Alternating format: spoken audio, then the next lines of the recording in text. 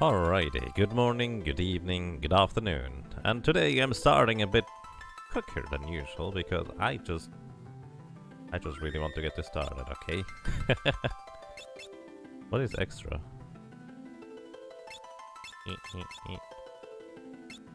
Extra doesn't do anything apparently. I actually have no idea. So, good morning, good evening, good afternoon, and welcome everybody. Welcome to a bit of Final Fantasy V.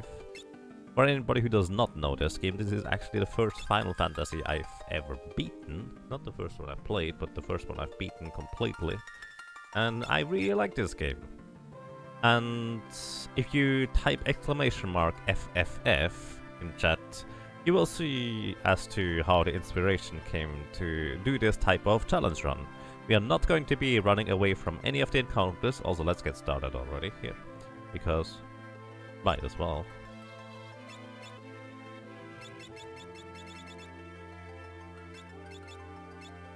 I think my controller doesn't work properly.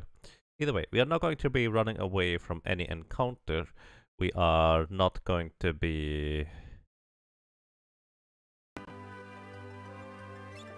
There we go. I'm not sure why that didn't work initially. We're not going to be running away from any encounters. We are not going to be...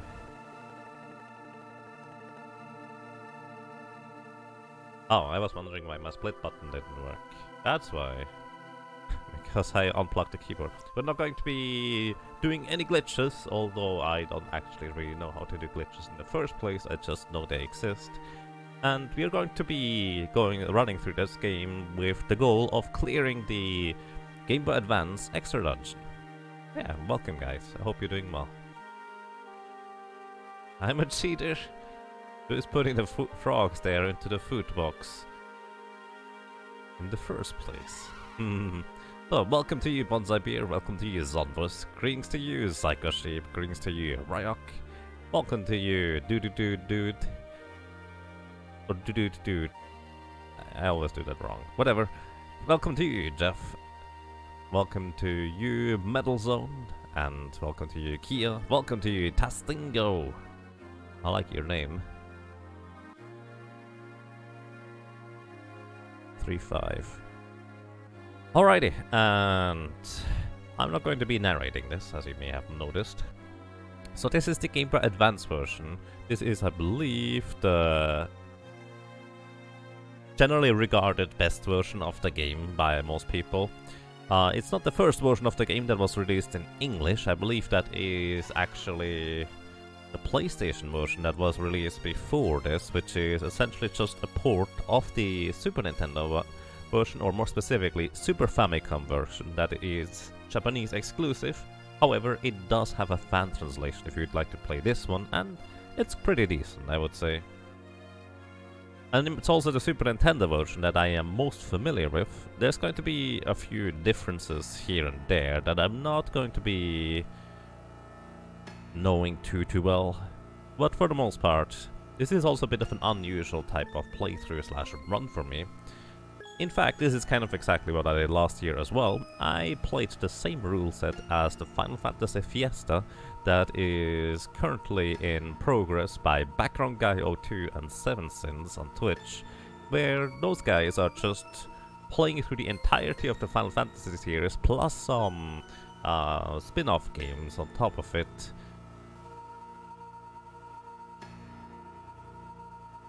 Just kind of, well, because they really like Final Fantasies, and it's a race between Background Guy 02 and also 7 Sins. I just really like Final Fantasy V. I just kind of want to know how well or not so well I'm going to be doing compared to those two guys in this game, especially since I have actually never cleared the extra dungeon for the GBA version. So I'm going to go into that more or less blind. But everything else, I'm pretty well familiar with the game.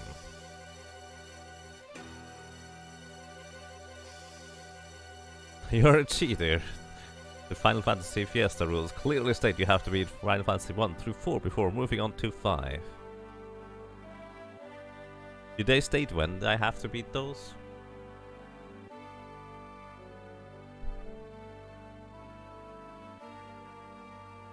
Because I'm sure sometime in the future I'm going to play through Final Fantasy 1, 2 and 3 as well. Ow. Save the frogs!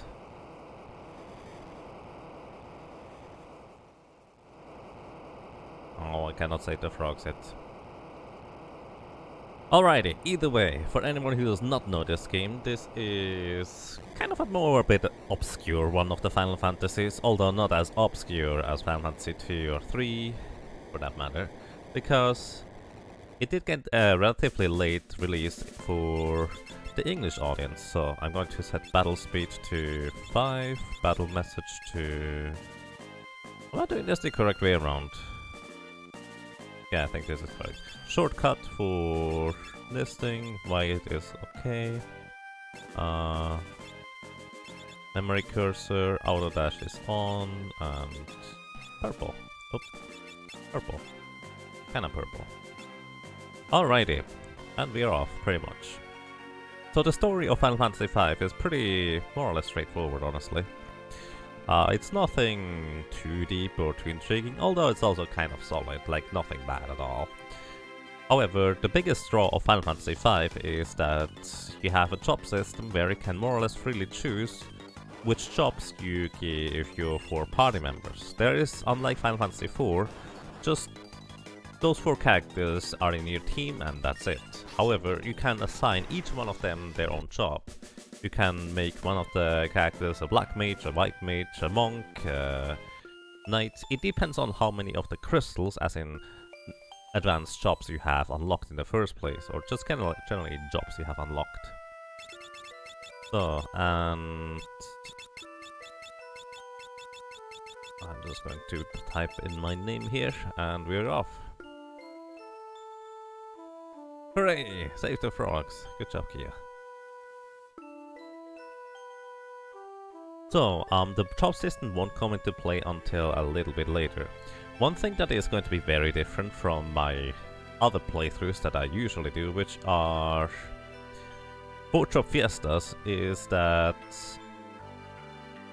I will not be able to run away from encounters just because of the fiesta rules, which actually changes a lot about the game.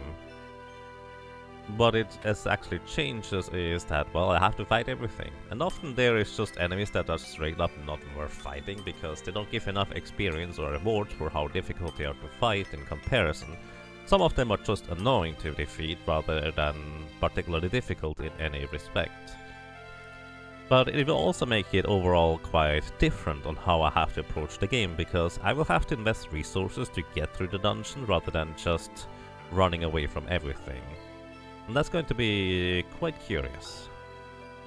Hey Beast Frisian, welcome, hope you're doing well. At least I can pick my jobs for this, yes. This is both great and also pretty terrifying at the same time. So for anybody who does not know, the first time I got introduced to Final Fantasy V was through the 4-job fiesta. The 4-job fiesta is an annual event that runs about a month and a half, and in that you are essentially participating in a challenge run. You are assigned 4 jobs out of the possible, I think, 21 or so. And, well, you have to beat the game with exactly those 4 jobs. There is no ifs and buts about it.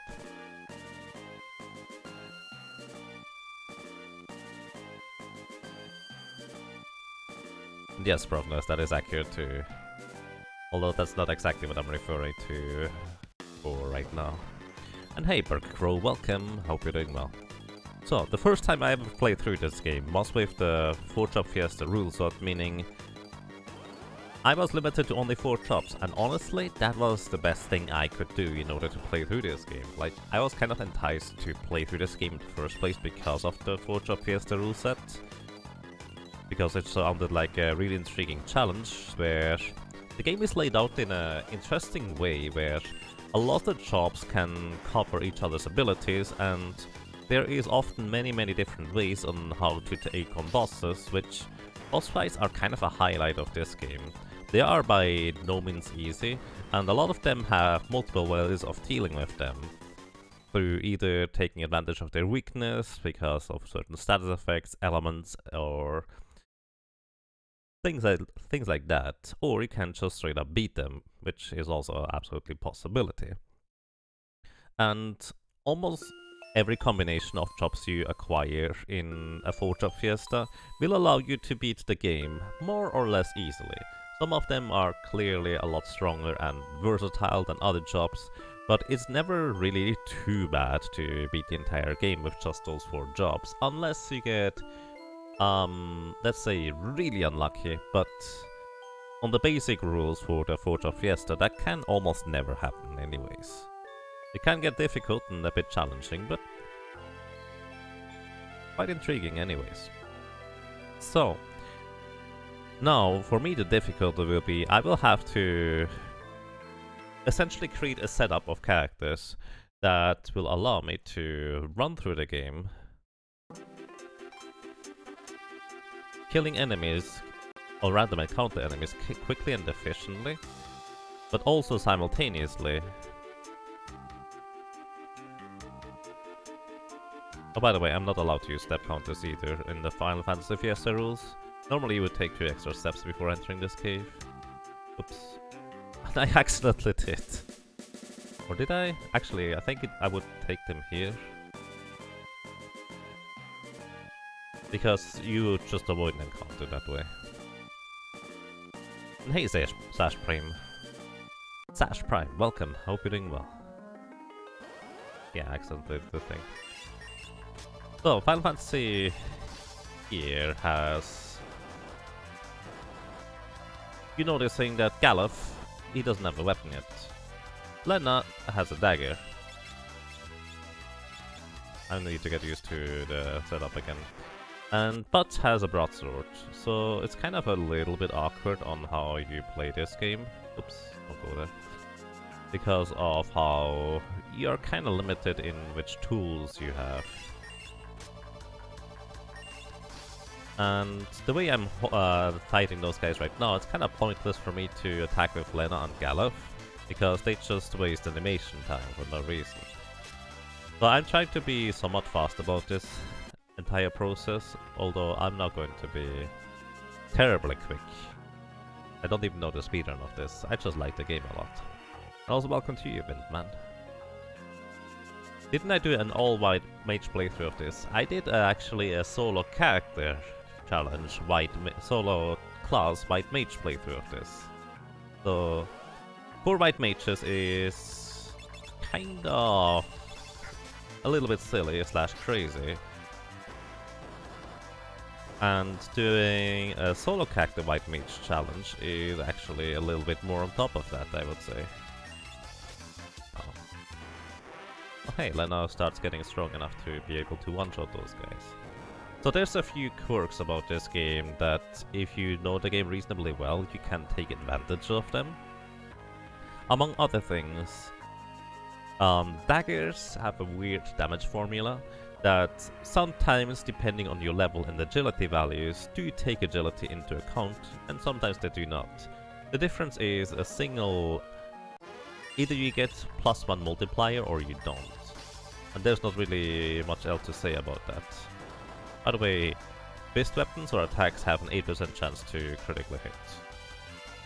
That's just kind of a general thing.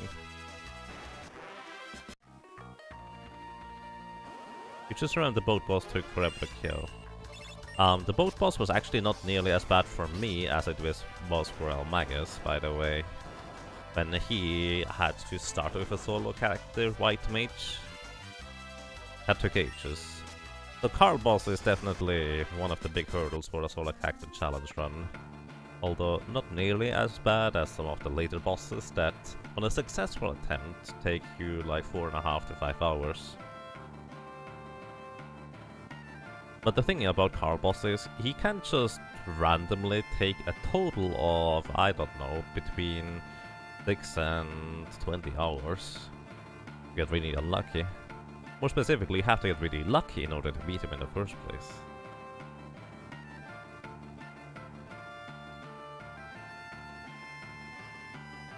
I really like this music. the GBA version doesn't have the greatest music set of this game because it's limited by the Game Boy Advance hardware. But it still sounds pretty decent, I would say. So either way, since I'm going to be able to freely choose my jobs, I'm currently trying to figure out what I want to do. I already wrote some things down that I kind of have as a plan. One thing that is for certain, you always want to have a thief in your party for regular areas. The thief will allow you to never get back attacked. In regular playthroughs you would also have a guaranteed way to run, so regular encounters are literally no threat at all as long as they are not unrunnable.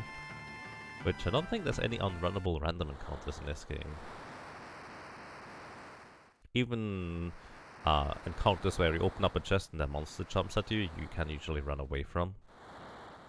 So yeah, that's a thing.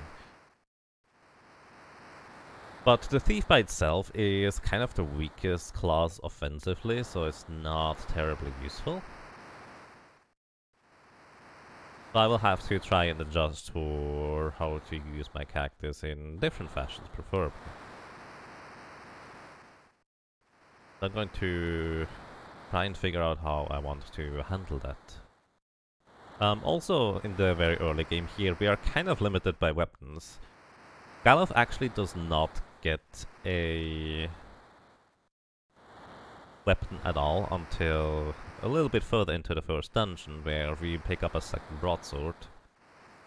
And we don't actually get a better weapon for Lena at all for a while, since she will have just a knife, which is literally the weakest weapon in the entire game, although still better than barehanded for that matter.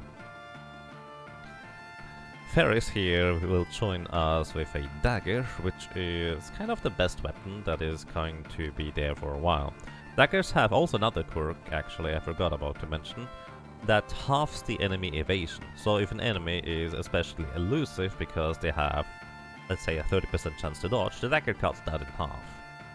So overall, daggers are some of the most powerful and strong weapons in the game, as long as they don't lag behind too much in terms of attack power.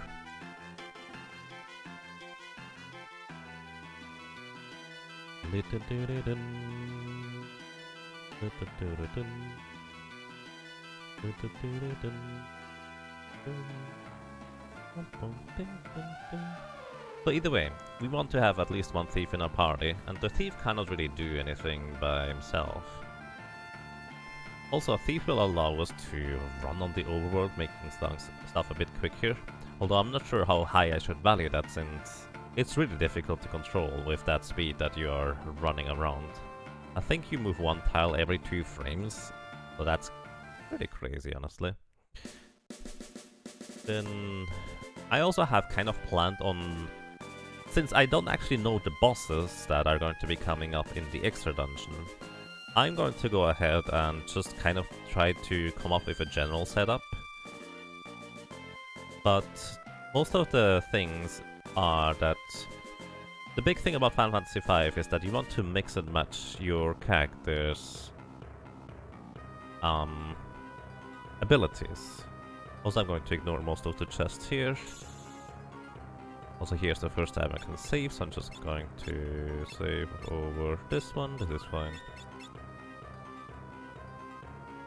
So there's a thing on the right side, I don't really need it, I'm just going to move on. So I obtain a broadsword, and we are going to run into this first tutorial boss, which is supposed to teach you, hey, you get the broadsword, Lena, and you get the knife, Galuf. This guy is supposed to teach you how to fight bosses that have certain AI scripts where you can or cannot hurt them or hit them. He can counterattack. Actually, I don't think this guy can counterattack. Breathwing is a 25% health reduction of your maximum health. He's not terribly dangerous. You just hold down the A button once you equip everybody with weapons, and pretty much win. He also will drop a Phoenix down 100% of the time if I'm not mistaken. You may notice that Fairies is the fastest character. What? Really? Alright. Fairies is the fastest character. A fierce talent swipe will meet those who attack when its wings are closed. Oh. Here I get a potion. And other than that, I'm just waiting, I guess, until I can attack.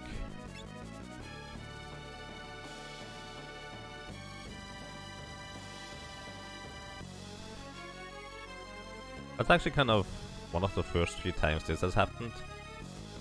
It's probably because I have the battle speed to 5 rather than 6. I'm not quite used to that, and I'm not fast enough in menuing to do that differently. So I'm going to actually just do the easy thing and go for battle speed 6. So, battle speed actually only affects enemies pretty much. And what that means is that you are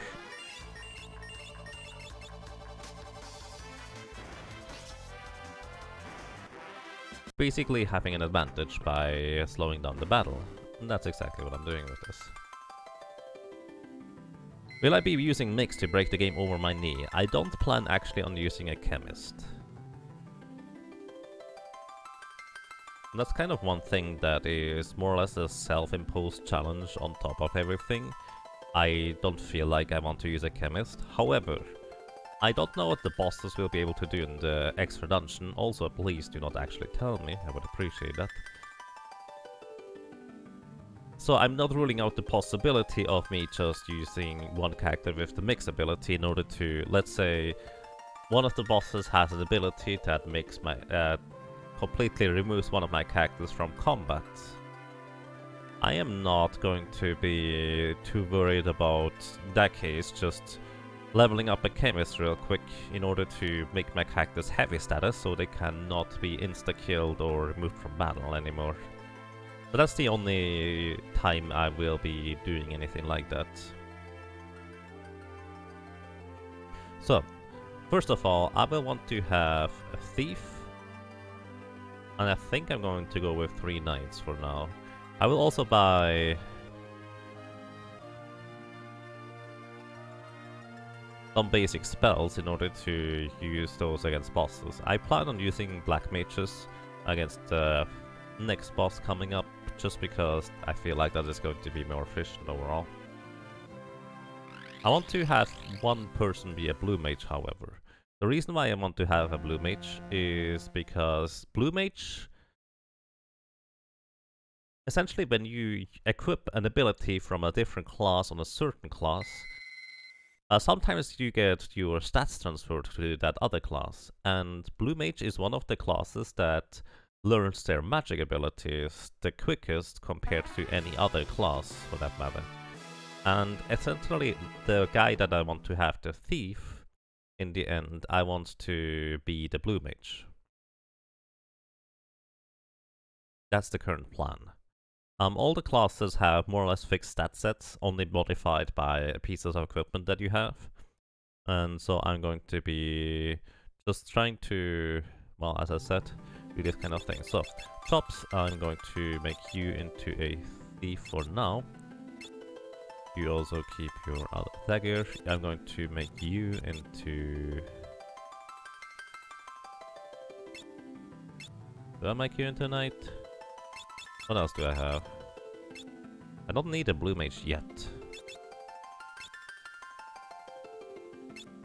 So bosses, by the way, only give weapon experience. I'm just going for knights. The reason why I want knights is because they will rather quickly learn an ability called two-hand, or yeah, two-handed attacks, which means they take one weapon into both of their hands and then execute a stronger attack with it. This does not work with daggers and certain other weapons. So I will want to definitely take advantage of being able to hit enemies with double the attack power, even though it's at the cost of defense. Which means I actually don't have to worry about shields for now. Blue Mage is the ultimate boss destroyer. Yes, actually, Blue Mage is another thing where I'm going to be using a Blue Mage. However, I am not going to be using Death by Mouth. Again, that's another thing that is just a self-imposed rule slash regulation that I'm going to be planning on going with. That's just me.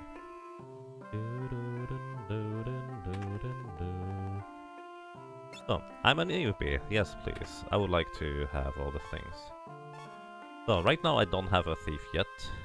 Again, I would like to have... going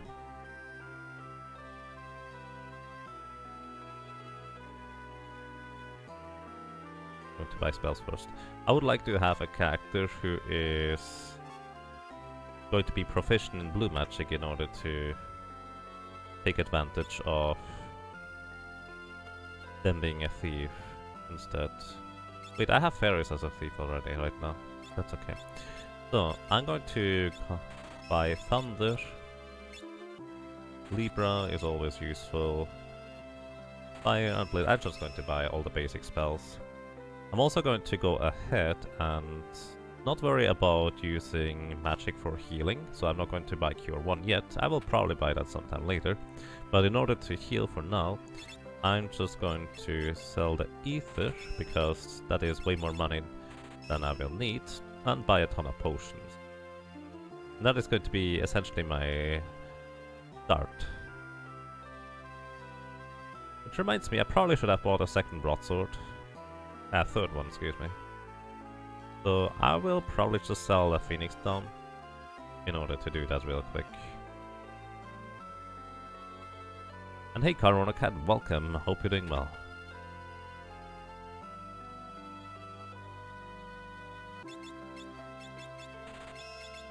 So, buying a broadsword here, so Galeth actually has a decent weapon. Also, he can use two-handed with a broadsword.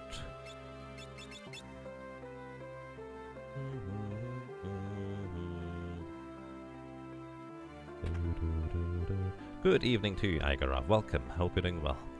And also welcome to you, Corona Cat. I hope you're doing well.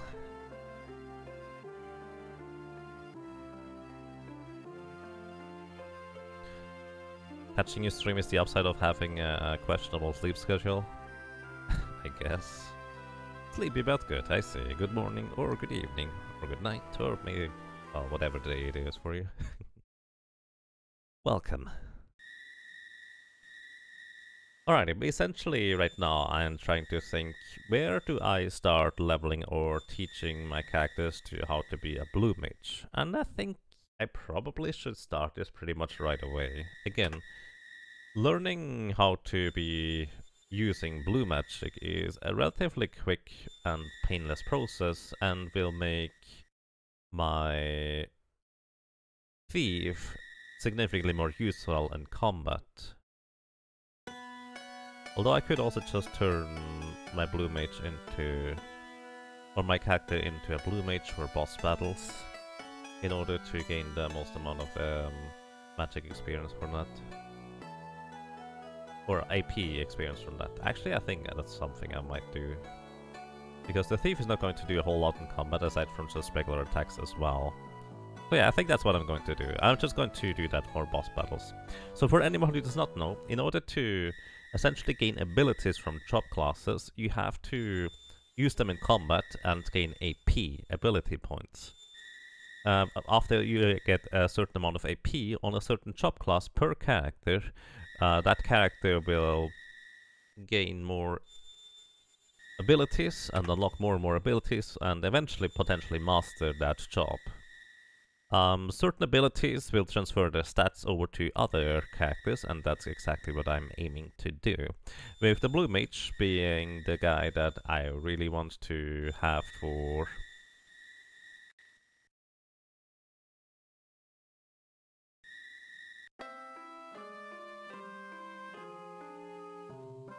a lot of useful utility and defensive and healing purposes for later.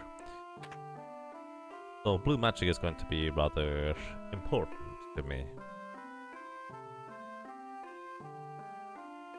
Also, before I go, I'm briefly going to go and play all the pianos. If you play all the pianos, eventually you will unlock a song for one of the job classes called a bard, and that song allows you to increase your levels. Increasing your levels is a pretty significant portion of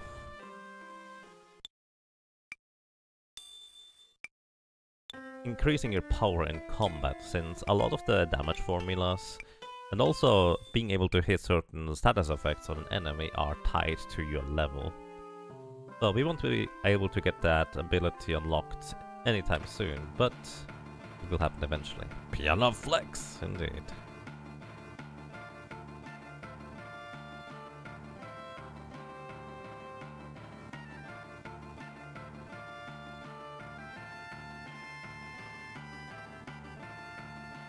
Captain.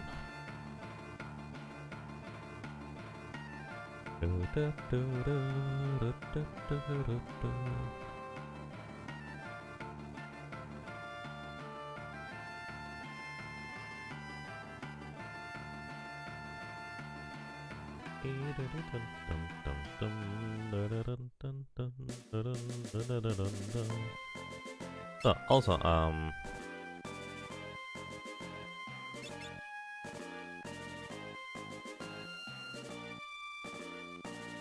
yeah, no, I want a thief in my party.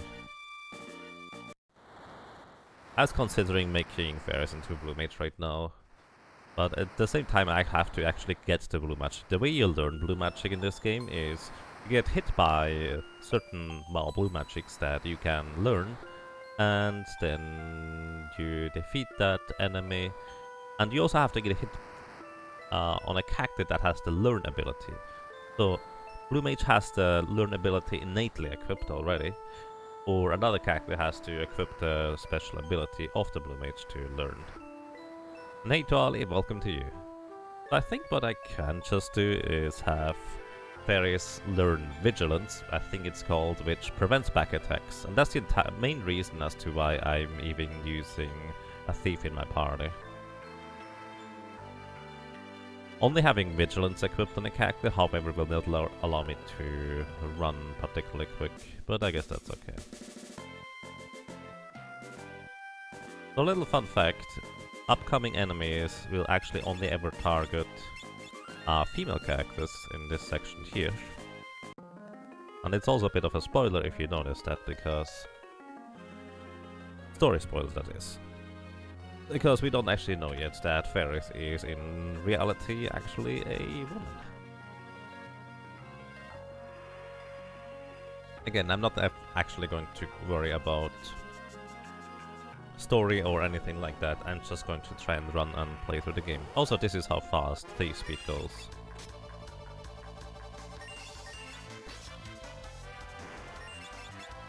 Oops, I forgot to go back to the attack command with Gallows. So this game does remember which thing you used last with each character, which is really awesome, because I really like that.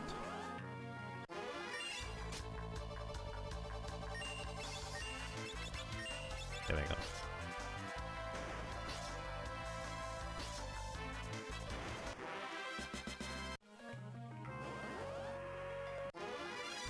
Spoilers biomechanics is the best spoilers? Yes, because you will only notice those if you are paying really crazy good attention. And even then, it's easy to miss, I dare to say. I don't actually even know. So, preemptive strike. There would also be back attacks. There's no pincer attacks in Final Fantasy V, however. There would also be back attacks, but again...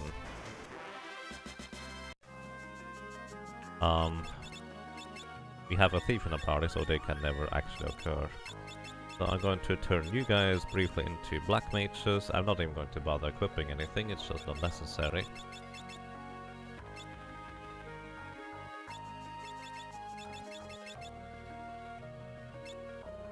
And I'm just going to keep Ferris as a thief, because why not?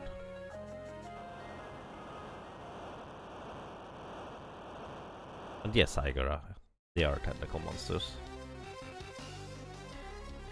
I don't actually know whether there's supposed to be any implications in this, because of based on how old this game is, but I'm just not going to think about it. Because I have no idea when that thing came up. Either way, I guess, as I said, I'm just not going to think about it. At least not on stream, for that matter. So, alrighty. This is Carl Boss. He can stun touch like this. He's however also weak to lightning-based attacks. Lena has the highest base magic set compared to any other character. And this guy has only 650 health, so we are absolutely going to demolish him.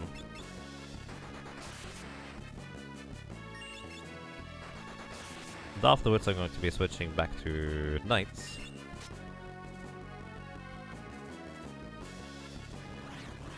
Tail Screw puts your character into critical HP, which is less than at 9 or less HP for that matter.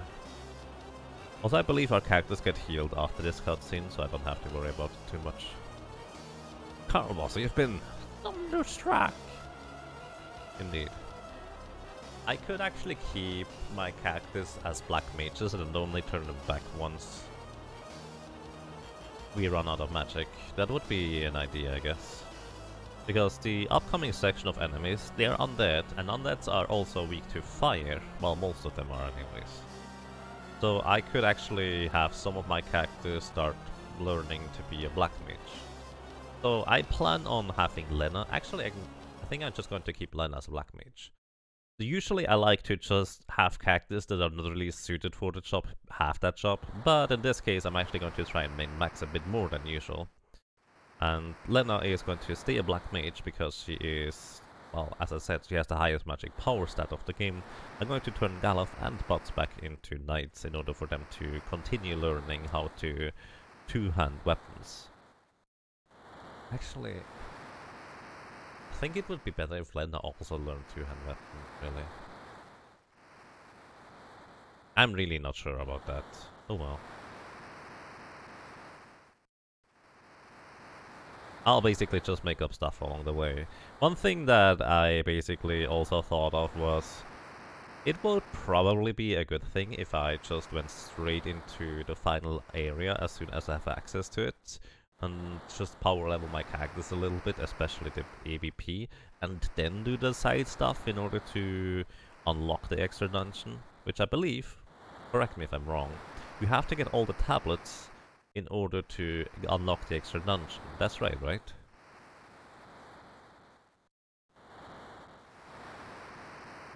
I think that sounds about right. I don't really need a whole lot aside from knowing what to do with my characters for that matter. Alrighty, going to be back to be a knight. By the way, knights have a guard ability, which means they 100% absorb all physical damage, do not take any damage at all from physical attack. Which is kind of intriguing too by itself. So this is kind of where it would probably make a lot of sense for me to have characters that have some form of area of effect, but at the same time we just kill those guys rather quickly too. We don't have to worry about it too much.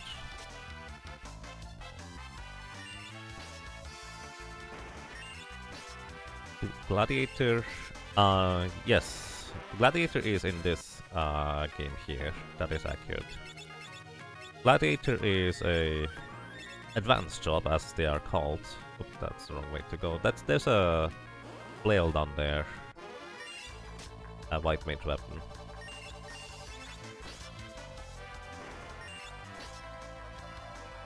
By the way, if an enemy dies that you have already targeted and marked for that's my next attack target, that enemy will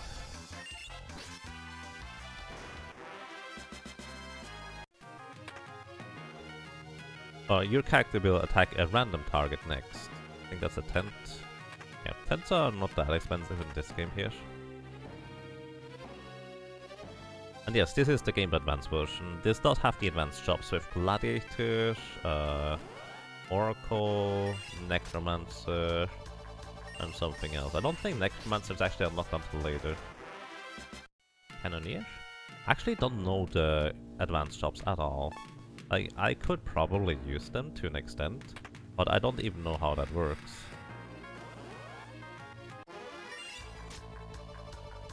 Like, I don't know how the advanced shops work at all, since I never really used them. Since in the 4 Shop Fiesta, you don't usually get them. Only in this year's 4 Shop Fiesta iteration, they actually came into rotation in a specific type of rule set. And even then, it's just one. The only advanced shop I've ever played with is an Oracle.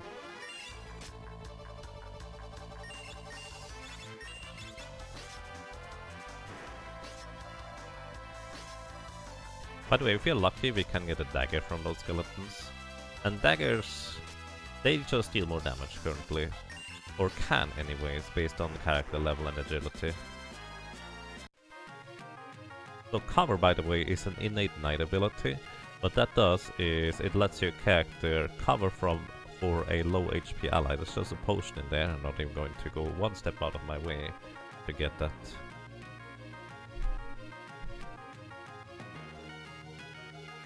But yes, this is indeed including the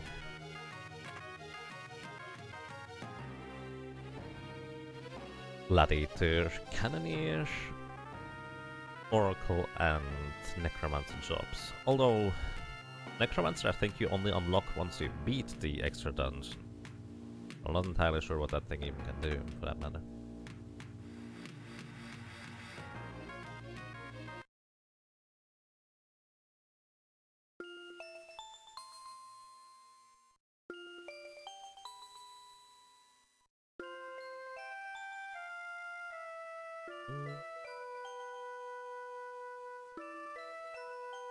So, let's see.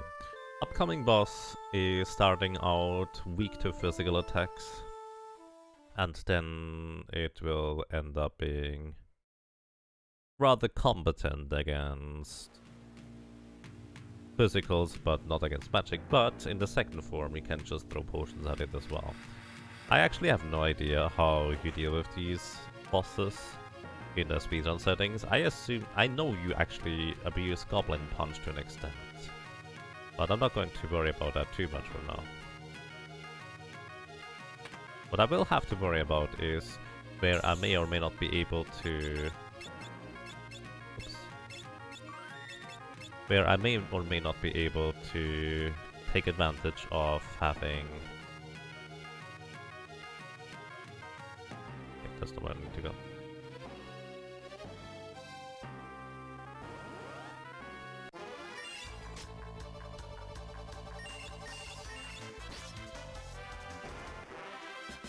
Having certain blue magics is what I'm trying to say here. Well, here's 2 antidotes and the Phoenix Stone. By the way, Phoenix Stones are notoriously expensive in this game. And because I always get lost, I'm just going to go ahead and pick up a world map. Not like I'm going to lose any time through doing that. In fact, I'm going to gain time because I picked up the map. So I think I'm just going to head up into the boss fight with the setup that I have. I don't feel like there's any need for me to change this up in any capacity.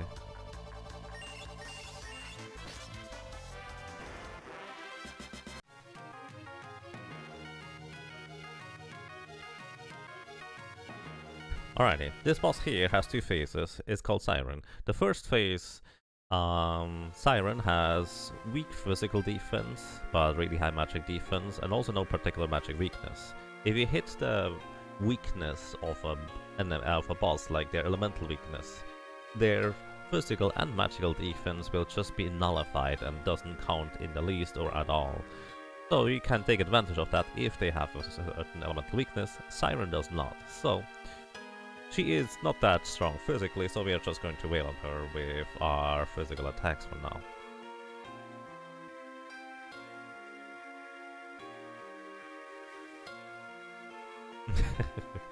Thanks, Jeff, yes.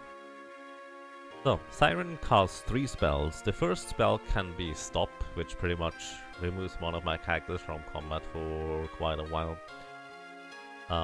It can also be Slow, and I don't know what the third attack is. Each one of the bosses, they basically have an AI script. In their AI script rotation, each turn they have 1 out of 3 chance of doing a certain action. Sometimes that action can be repeated up to, well, 3 times in that same attack set, so it's always guaranteed that the enemy or boss will use that attack in a certain turn, but it's actually kind of simple to keep track of what they may be doing on the next turn, if you know their attack or AI script for that matter. In this case, I often like to just kind of look up and see what enemies and bosses can do. However, I'm not going to do this for this Final Fantasy Fiesta challenge because I'm pretty sure VGT, at least, I'm not sure about 7, he just doesn't look up stuff, he just plays it by memory and figures it out as he goes. So I'm going to do the same here too.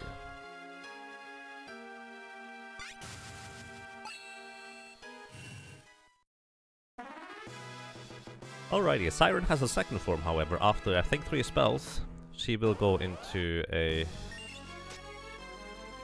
second phase. Oh, silence, I'm okay with this. We don't need any spells. I forgot about this one. So this is the perfect start for me. Siren's second phase will essentially her going into an undead form. Undead form is kinda... Wow, Libra doesn't do anything. It literally looks at your stats and weaknesses and stuff, which doesn't really matter for bosses. Either way, once she turns into undead, she has really high physical attack and also defense. Good night, Lena. I'm not going to bother waking Lena up, I don't think that's worth it. Sleep actually lasts forever in this game, until that character gets hit by anything in particular. So, undead enemies, they take damage from healing. Potions are healing. And since she has really high physical defense, this is way more damage than I could do with physical attacks. She would also be weak to fire now, which you can technically take advantage of. So that's that. So by the way, if she hit Fairies with that attack, she would kill Fairies. Siren, that is. But at the same time, Siren doesn't have that much HP left, so we can just kind of take her out like this. We also get a bronze shield, which is kind of neat.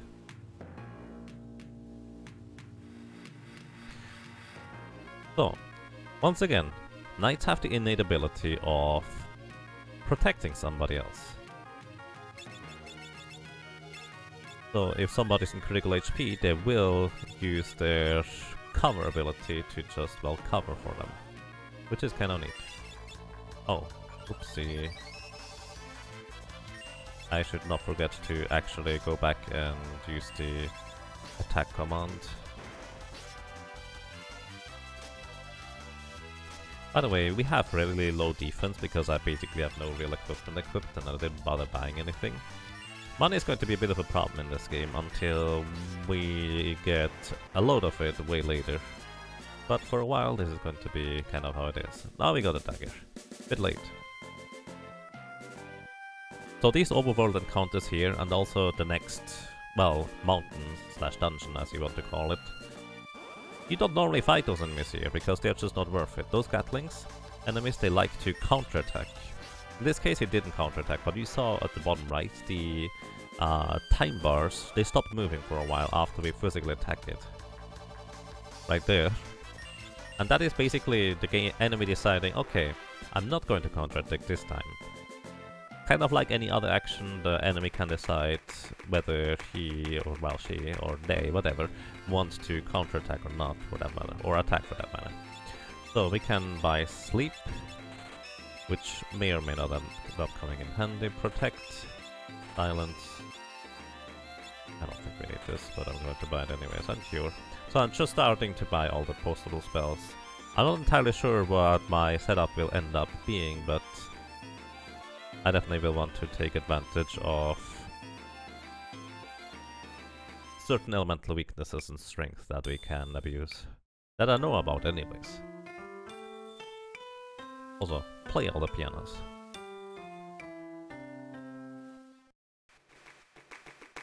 Piano skills leveled up! Hooray!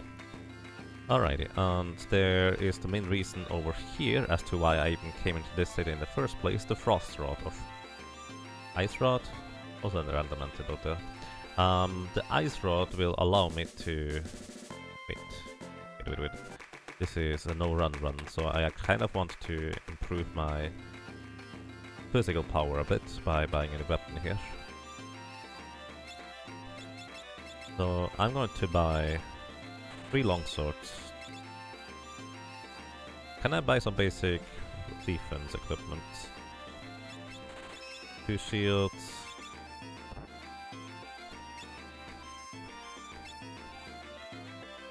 And a bronze armor, sure, why not? Just to have some basic defense going, I guess. Alrighty.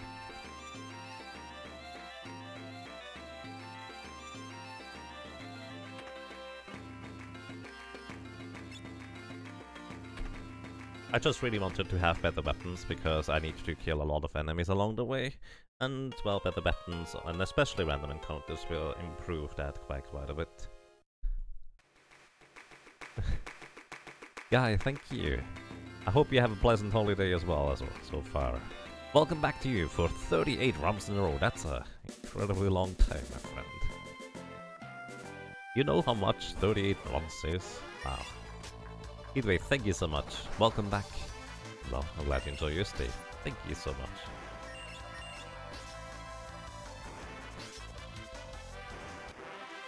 So, that's why I wanted to have better weapons for my knights here.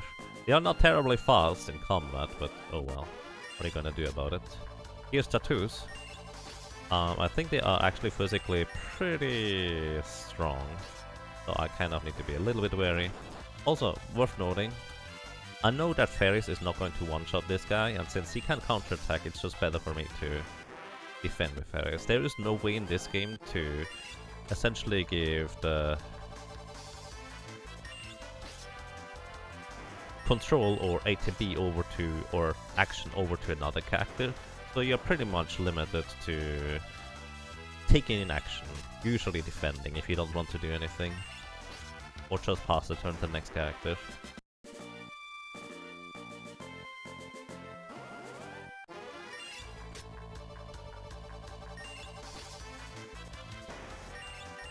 Also, you can clearly see now the turn order that gets established.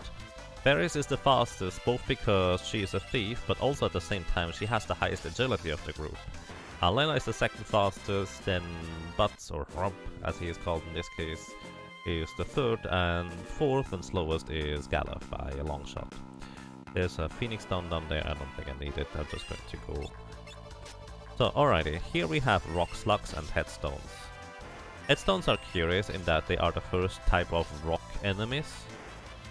And rock enemies are kind of unusual. Also, they can teach us flash if I want to. That's blue magic. Rock enemies, if you use an item called a soft, which normally removes petrification status on an enemy that is stone by default, it will literally say became too soft to live, which essentially means that it just insta-kills the enemy. Those Gaelic cats, they have evasion, so they can be pretty tricky to hit. Also in this case, I think it's better if I just have Ferris stay at low HP, because the other characters will protect Ferris with their cover ability.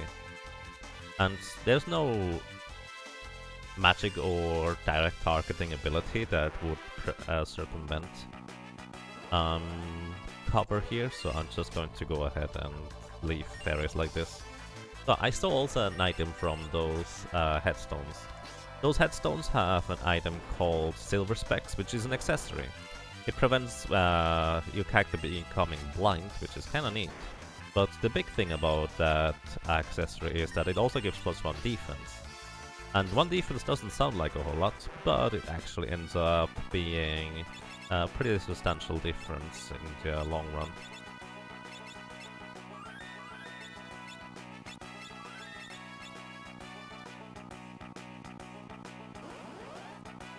And great seeing you, Newster. Welcome. I hope you're doing well.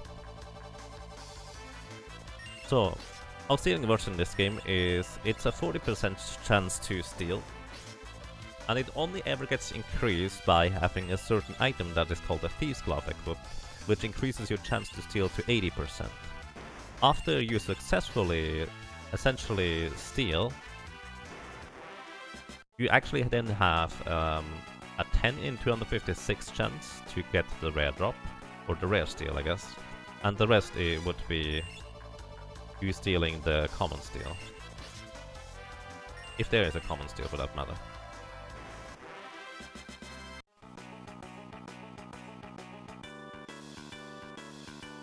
Alrighty. Saving here real quick. I'm actually not even going to bother healing, because I have a very specific plan on how I'm going to take out this boss that is obviously coming up.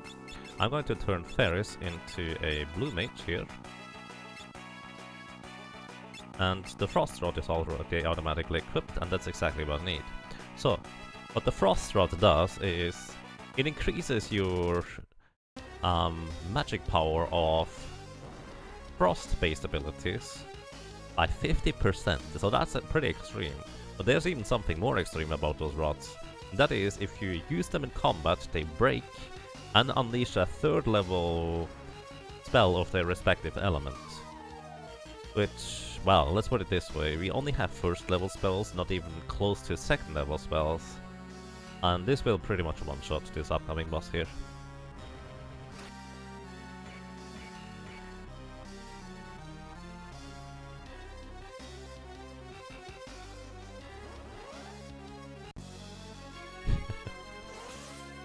I see, thank you so much for your kind words. Guy, I really appreciate those. Thank you very much. Hello. Oh, Ferris. Frost Rod shattered. So this guy, this lady only has like 750 HP. And we can easily take advantage of that. I'm going to turn Ferris back into a thief just for learning those abilities for knockback attacks, and also potentially, I guess, not getting killed by enemies that may accidentally back attack us.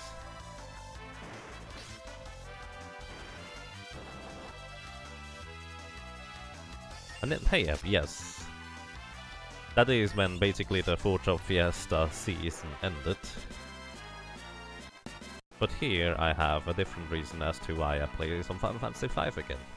And I like having reasons to play this game, because I really like this game. Alrighty. This is the 1, 2, 3, 4th boss down now. So what normally happens with Magisa is after you bring her below a certain HP's threshold, she will call her husband. And he is essentially just a physical brute. He doesn't do anything aside from physically attack and tackle you, which is 50% more damage for his physical attack. But it's really just faster and also way simpler to outright kill her thanks to shattering this Frost Rod. It's not necessary by any means, or even particularly difficult taking out Magisa the normal way. One thing I did forget is that Magisa could have possibly targeted Ferris with her spells and taken out Ferris, which would have made it a bit more awkward. You guess there will be a Brave Blade? Yes indeed. There's no reason not to pick up a Brave Blade.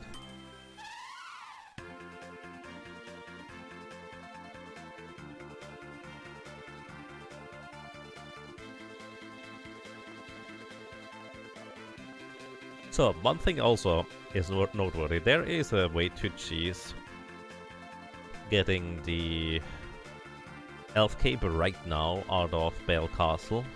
I think it's Bale Castle, right? Whatever. This castle coming up here with the quick save and quick load strategy of the GBA version. However, I'm not going to do that either. I don't think it's against the rules, but I just feel like it would not be in the spirit of the challenge run. So I'm just going to avoid doing that for that matter. Do we have new weapons by chance?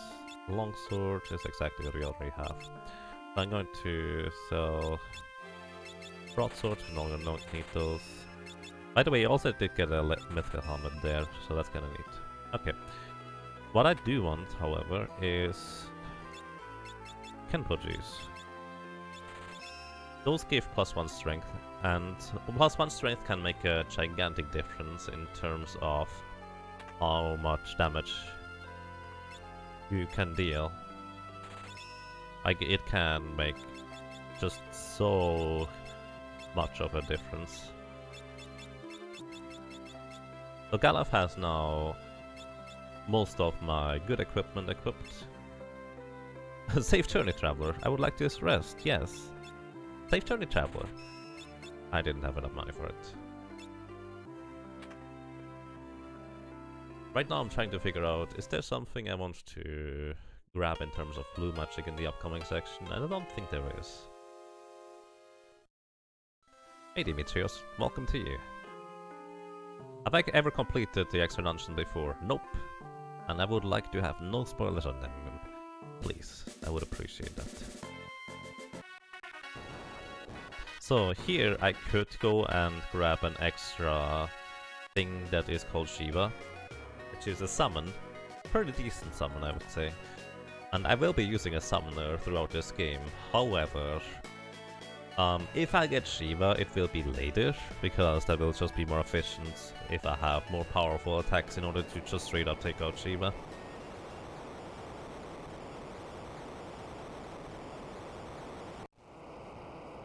One thing I actually want to look up is when knights learn two-hand.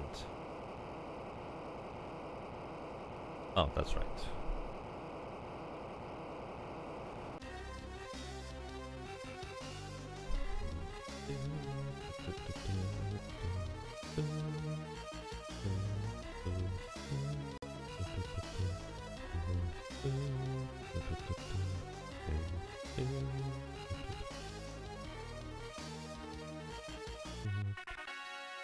Oh yeah, actually, one thing I forgot.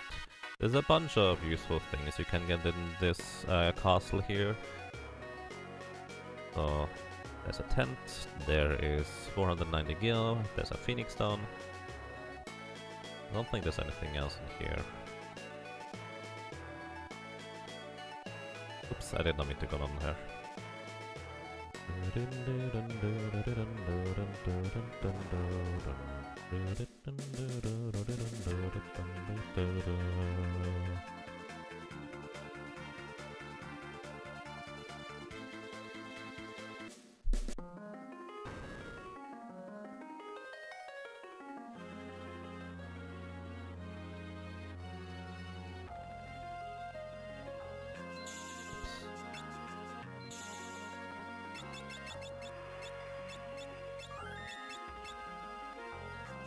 I'm just going to ignore most items because I don't feel like I need them.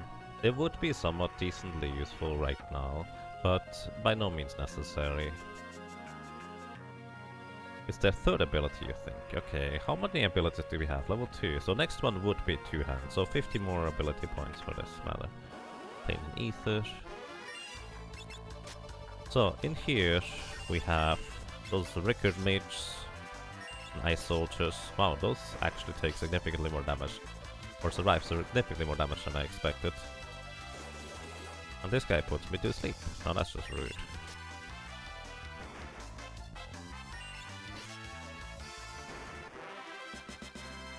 And we get a longsword drop. That's curious. I did not know they would drop that. There's actually something else I want to get from one of the encounters in here. Oh, I already passed it? Ah, that's okay. Alrighty, Ferris. I'm going to turn you into... No. Yes, no. Yeah, okay. I'm going to turn you into a bear freelancer job. So you might be wondering, what? Why would you do that? That's just strange. The reason is... Whip. Whip allows me to...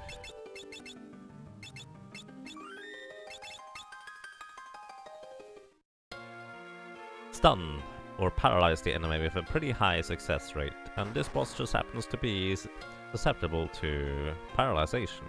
However, no class that we can currently have access to actually can do the paralyzation attack in the first place. Can equip the whip, excuse me. So that's just kind of what I'm going with right now. And I have to have Ferris actually paralyzed within the next swing, otherwise this is going to get really ugly really quick. There we go. Now that he's paralyzed, he will not be able to do anything for like 1.5 turns.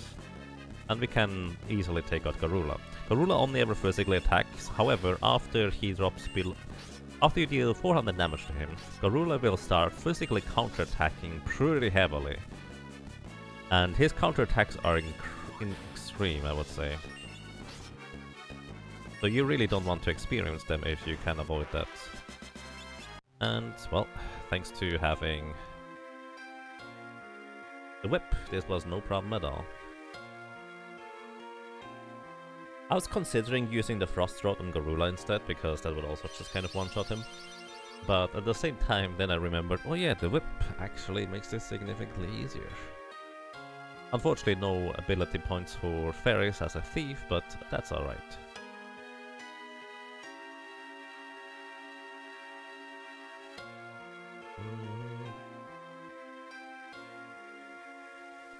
So, I'm actually mildly surprised I didn't end up getting 2-hand yet already, despite fighting everything. But I guess 2-hand is a bit further away in terms of ability points than I anticipated. Now, I'm kind of contemplating what I want to do about that. First of all, I'm going to turn Ferris back into a thief, because we kind of want to have a thief in our party at all times. No reason to equip Flee, because the worst thing that could happen is that I accidentally hit Flee, and when I accidentally use Flee, I need to reset immediately. No saving. Just resets you whenever I save last. So now we have Summoner, and what else do we get? Just checking. Summoner, Time Mage, Red Mage, Mystic Knight, Berserker. I will probably be just switching jobs real quick in order to absolutely demolish certain enemies, and that's kind of how it works. Hi, greetings to you, Stream. Thank you for the good luck, I appreciate that. Welcome. Hope you're doing well.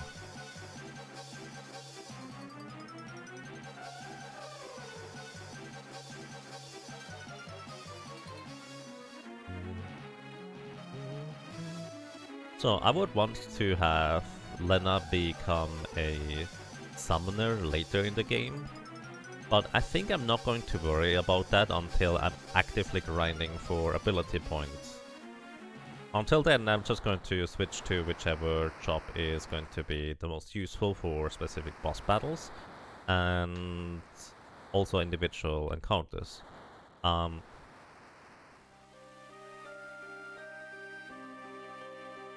I figured knights would be incredibly efficient in just clearing out random enemies with one shot per enemy, until we get to the fire crystal. The fire crystal will give me the ability to use ninjas. And ninjas are going to be really powerful once I have the opportunity to buy ninja scrolls. Which, the main reason why I use ninja scrolls is because their animations are just so insanely fast, but they're also on top of that rather quick. Plus, being able to throw them ninja scrolls as a mage is even more efficient, since they do scale off of magic power. Ninjas don't have that much magic power, but they are still really strong.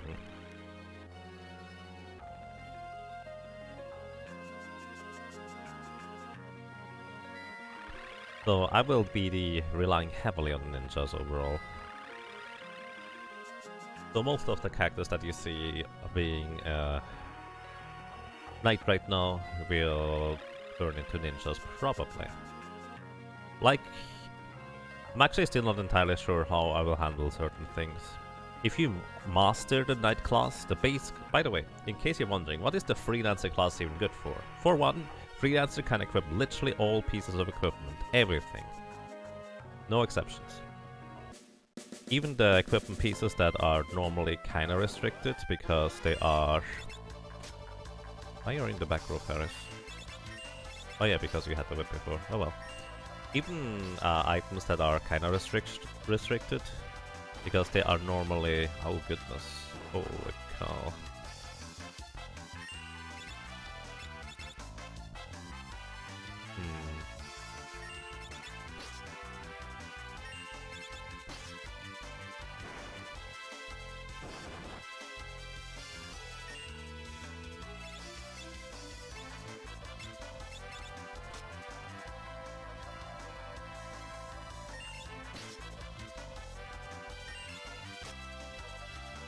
So those guys have a pretty high amount of physical defense, as you can tell.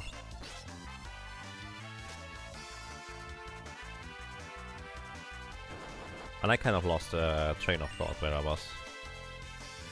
Galuf has by far the highest defense of all characters, so I'm not too worried about him. And also, the reason why I'm not reviving the other characters is because Phoenix Downs are really expensive. And you can use tents in this game in order to revive characters, so I will do this. Turtles are bullies. Something like that, yes. So, alrighty. I'm actually going to turn you into a black mage for now. Black row, black mage.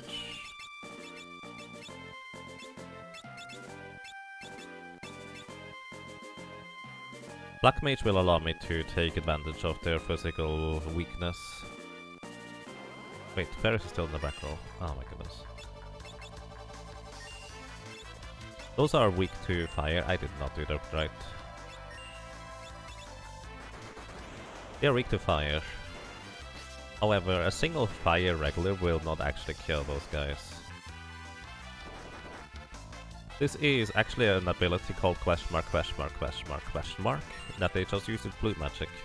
And you can also learn it. What that attack does is it deals damage based on how much HP you have less compared to your maximum HP.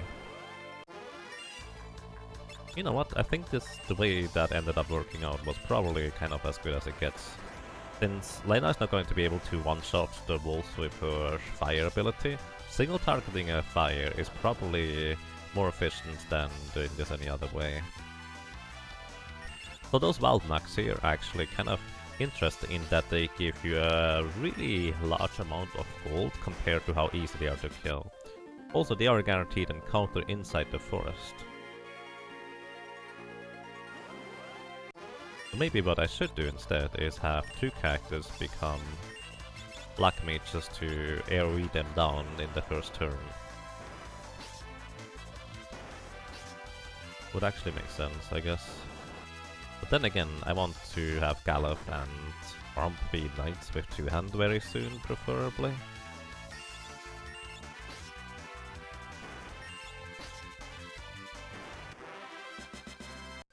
Oh well, as I said before, I'm kind of making up what I'm doing here pretty much on the fly. You attack. I don't think those things have any particular elemental weakness. They may have, considering that they look very much like plants. But at the same time, after 2 turns they are just dead anyways to regular attacks.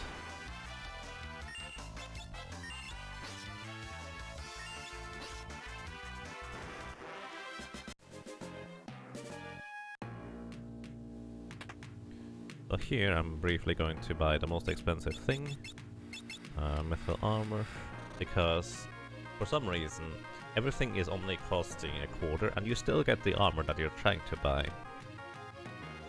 which only lasts for a single purchase. I will want to get 2 mithril swords for my current knights. I'm going to need to buy fire 2 and ice 2 and also probably just lightning 2 while I'm here as well. What else do I need?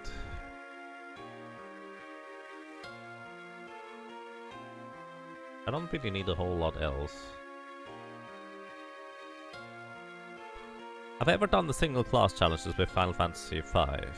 I have done a single class solo character challenge with the White Mage in Final Fantasy V. That's the only one I've done. I don't know, I just need to wait until this guy moves over.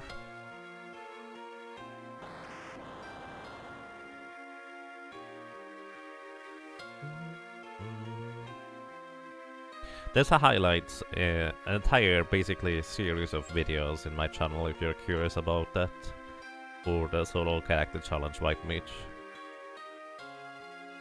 That one took a while. I'm glad I did it, I'm pretty happy with the accomplishment, but I don't think I'm interested in doing that again.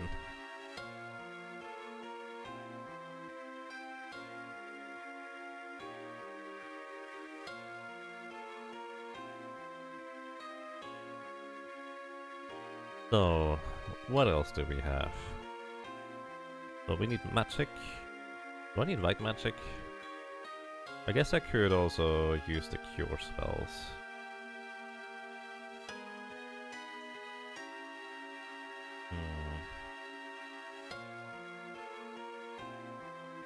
I could use the cure spells, I could use...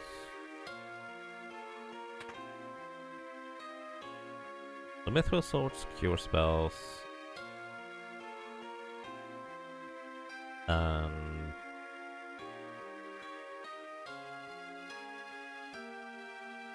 probably just the offensive lightning spells. I don't...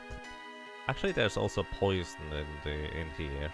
I don't think I'm ever going to use poison against anything at all, so I should not buy it. Even though I really like using poison. Poison in this game costs your character in battle anyways 1/16 of their maximum health. So 16 ticks and the character is dead. Including bosses. There's one boss in particular where it works against that I can remember. But unfortunately, that boss, well, you can just kill him outright with fire instead. It's way more efficient, quick, and less dangerous. But I still like the poison strategy.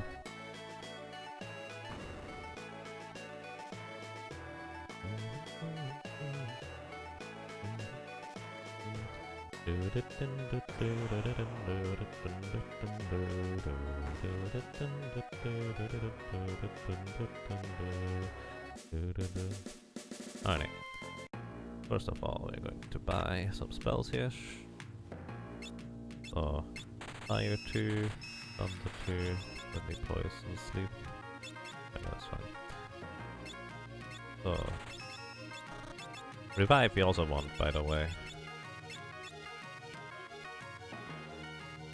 Means I will have to go ahead and sell some stuff real quick. Let's sell the long swords. I don't need the whip anymore, even though I really like it. Don't need the bronze shields anymore. So I should actually get mithril shields too, I think. Actually no, I'm not going to use the things here for too long. So do I need those things right now, is the question. I think the answer is no, I don't think need those right now. Lena has... okay. Going to sleep for now. Basically I'm trying to figure out, should I do a quick grind against the wolves in order to get a bit of money, in order to buy the life spell. Raise his life, essentially. The reason why it's useful is because it revives your characters without having to invest a Phoenix Stone. And if I want to, let's say, revive a character outside of combat, I can just briefly turn somebody into a white mage, and then that white mage can then just revive a character, and then turn them back into whatever they were before.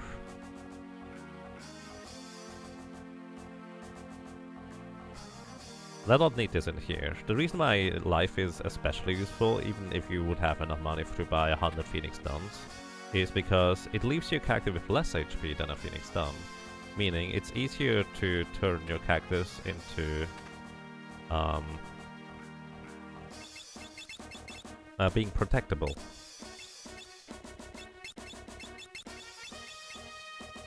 By Knight's cover abilities. I'm also going to pick up some elixirs here. Preemptive Strike is nice. So those guys here, I think... oh, I needed rods. Oh, that's definitely something I need. Never mind, we're going back outside real quick here. I need rods.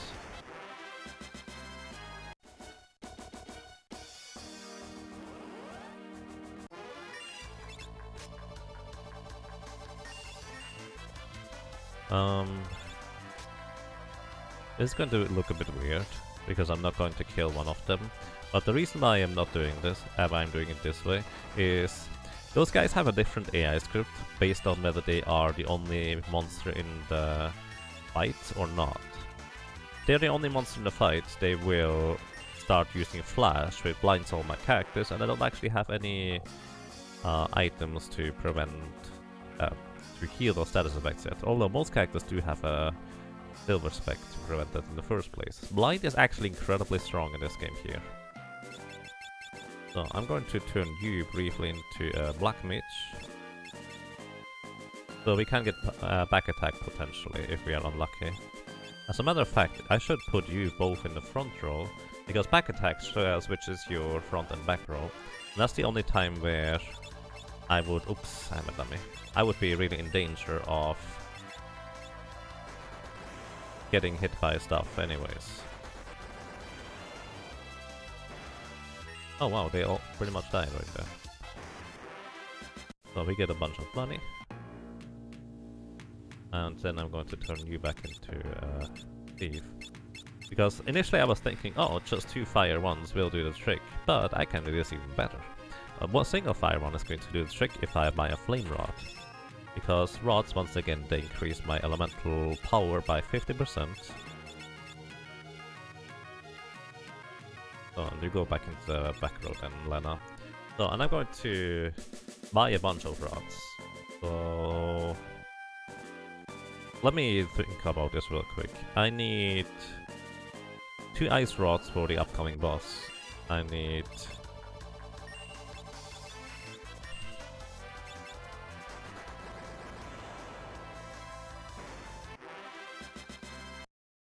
so I need 2 ice rods against the upcoming boss. I need a fire rod for... actually 2 fire rods for this guy, 2 more ice rods, so that's 3 ice rods.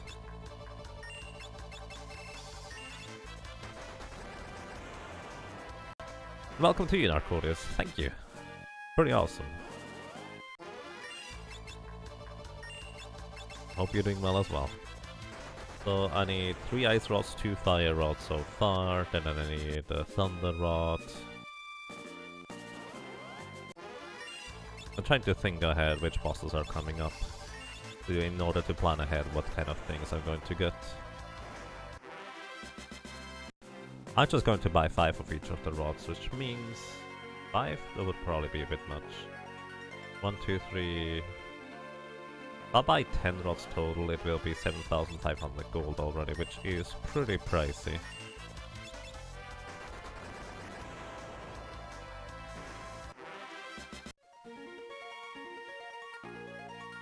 Greasy you, the Angry Canuck. Yes, I can use any job I want. Which is actually kind of a difficulty, because I like being more restricted in that regard. Too much freedom. Alright, I'm just going to empty Lena's MP and then we go with however many rods we can buy. I think that's a fair way to go about it. 1 fire costs only 4 MP, so that is 10 more encounters after this. It also gives us a few levels, which will help us survive quite a bit, and also the physical attackers will be a lot stronger. So the way damage works in this game, you can imagine it, instead of each level it going gradually up a little bit, it is more of a case of once you reach a certain threshold, your damage will jump up considerably. So physical damage and also magic damage is based on your strength or, well, magic power respectively, and level. So if you level up once more, suddenly you could get another multiplier on top of the multipliers you have already. So instead of your spell damage being multiplied by 5, it is suddenly going to get multiplied by 6 now.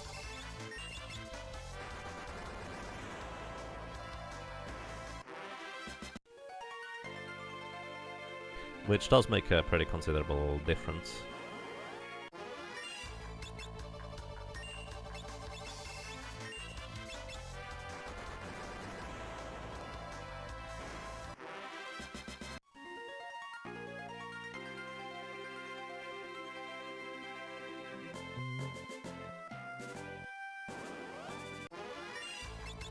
But I would like to point out that this is the basic fire spell and not using the...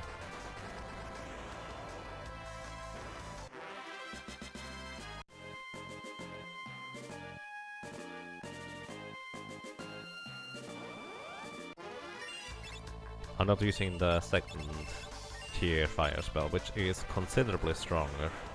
Like a lot stronger. What kind of glitches does a Final Fantasy V run have to exploit? So there is the item duplication glitch, and also somehow you can create certain items through that same glitch type mechanism, I think. And can get a tremendous amount of money in order to just guilt toss your enemies to death, pretty much, once you get a samurai. So 2 more encounters after this, and then we're running.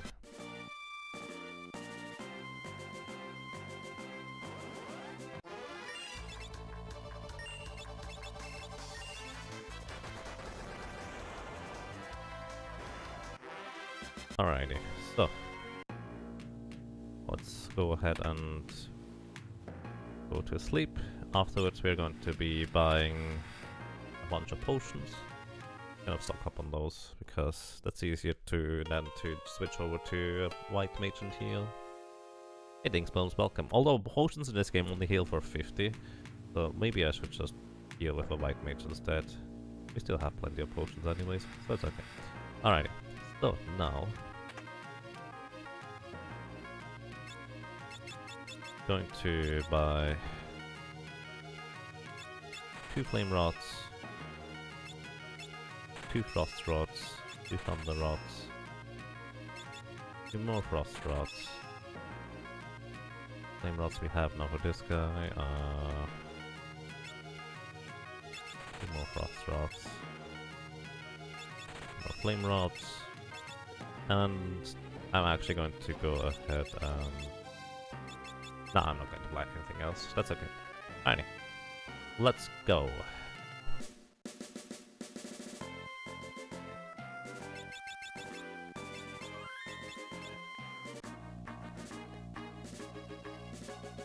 Oopsie, come on.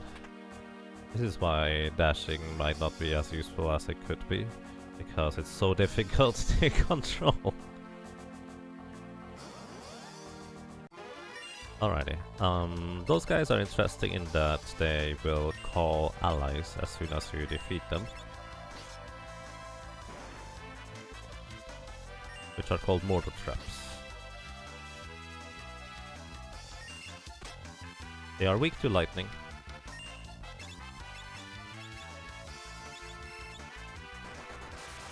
I don't think I need to switch weapon in order to take them out in one hit. Get a cottage, which restores your MP to full. Tends actually only restore 100 MP, so that may or may not be a concern.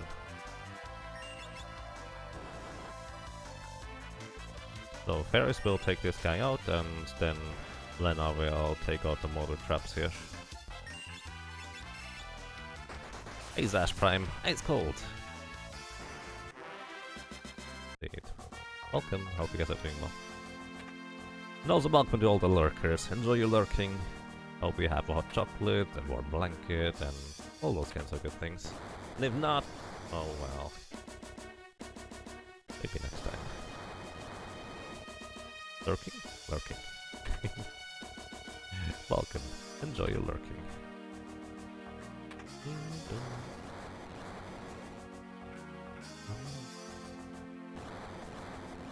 I'm actually not sure whether I want to go ahead and steal items with a thief at any point. I'm just going to go ahead and grab the thief's glove that isn't here. So I do believe those enemies are also weak to ice.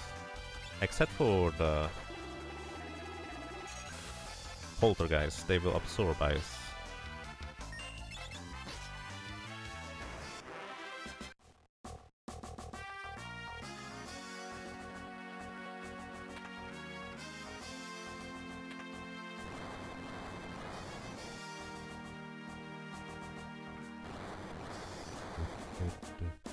So I think the second one here is to get the Thieves Glove. I could also get the Green Beret. I was wrong. That's actually the way to go, isn't it? So, also those guys, if you steal from them, they give you...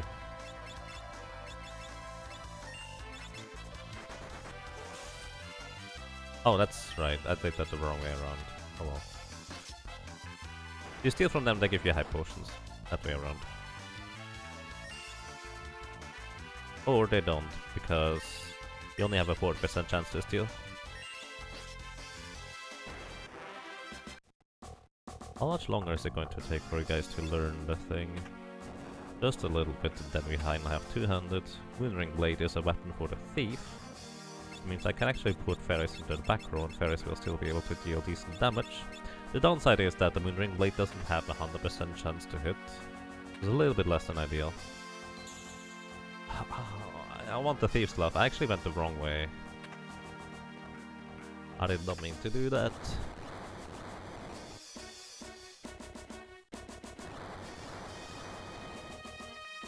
I forgot which one it was. Pretty sure it's this one.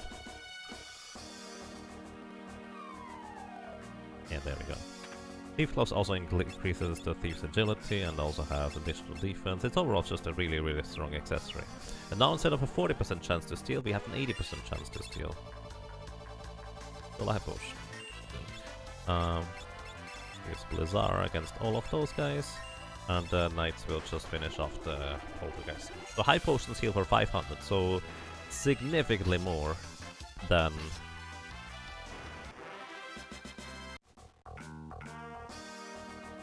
a potion. Literally, well, 10 times more. Or 10 times as much, I guess.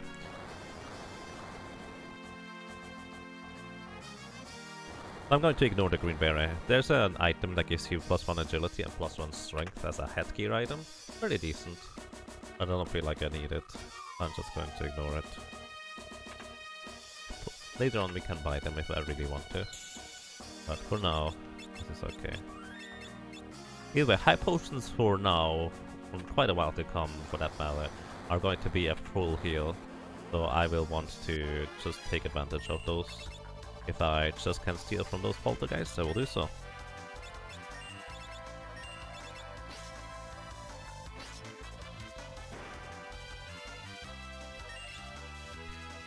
So I could have used Fire Spell, I think, on those guys with Lena in order to take those out, but not much slower to do this. And pretty much just as effective. No running could be trouble later on, yes indeed. Right now, the enemies are kinda simple and straightforward, I dare to say. But later on, this could indeed spell a lot of trouble. Please don't lick, because lick is confusion. Well, I guess if it's on fairies, it's fine.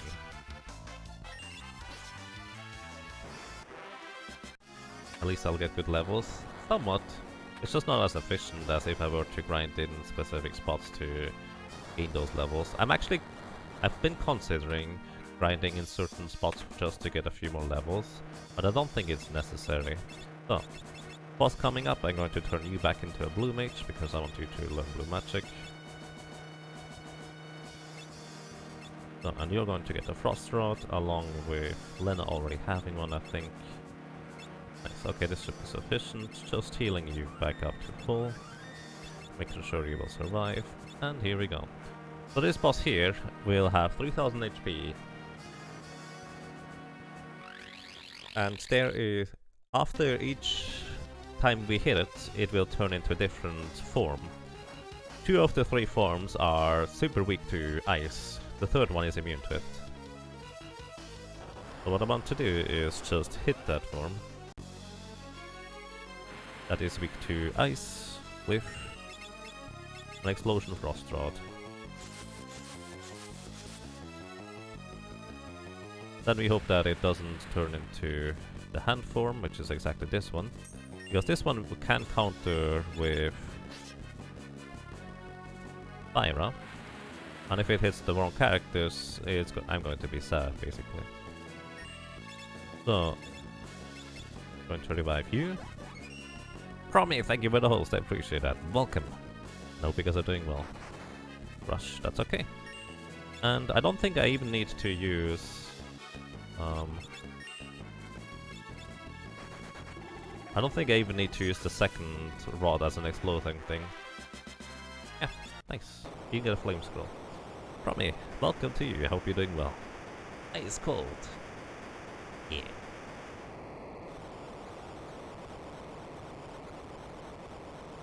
So kind of like before, the reason why I'm turning Lena into a blue mage is because I'm Ferris, is because I kind of want my thief to have blue magic, since that's pretty much the most useful thing a thief can get in a really short amount of time or short time span in terms of ability cost.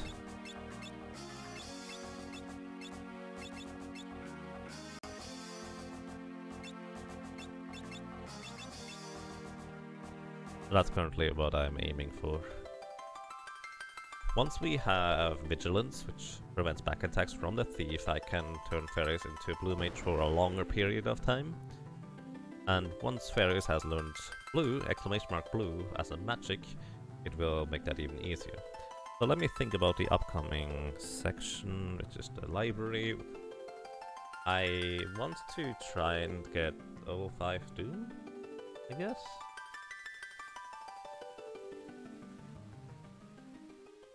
Again, I'm not going to be using Death by Math against enemies, which means there's a spell in this game, or an ability or status effect in this game that reduces your levels continuously, as it's called aging.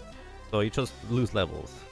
And a trick to defeat really strong bosses is to use a level 2 spell that is called level 2 aging, which always hits if the enemy has a level divisible by 2.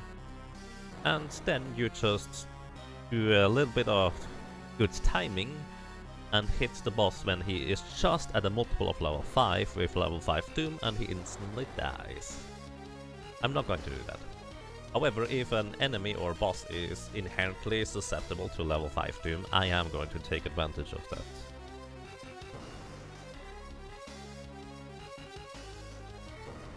There is Twin Tanya Leader that is susceptible to level 5 Doom. Actually, I think that's the only boss I can think of. And even there, I could actually just use Breakblade. Oh.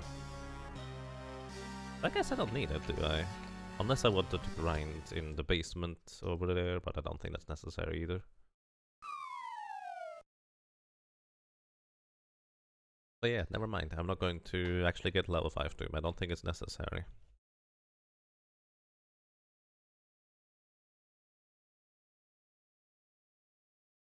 On the other hand, I'm starting to wonder what I want to do with my blue magic on the thief until I get Mighty Guard, White Wind, and what else would I want to get anyways? Mighty Guard, White Wind are the big two that I would want my character to have.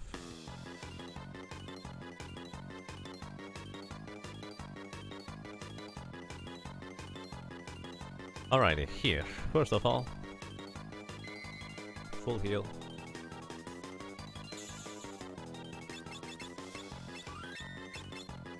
Oh, by the way, I can literally not go faster as I'm going, so that's just kind of the limit. I'm going to pick up the chests that just contain money. There's also chests that contain encounters,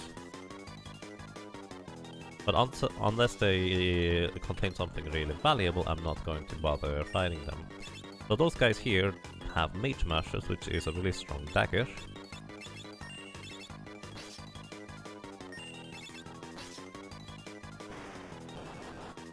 Which I can also sell for a good amount of money.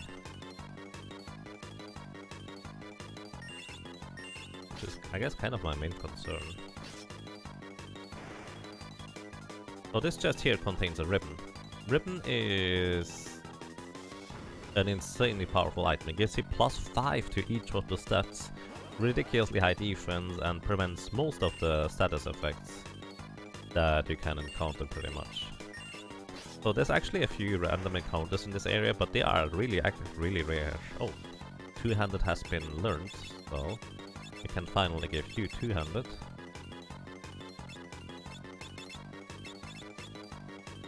So you can still equip shields if you want to, even if you have two-handed as an ability equipped. Oops, that's not what I meant to do. Oh well. Even if you have two-handed as an ability equipped, you can still use shields. You're not restricted there. But now, using weapons, my knights will deal literally twice as much damage. This is really uncommon that you get that many random encounters. It's actually not that rare to not get a single random encounter running through this castle here. All the other chests that you don't see me opening either usually contain elixirs.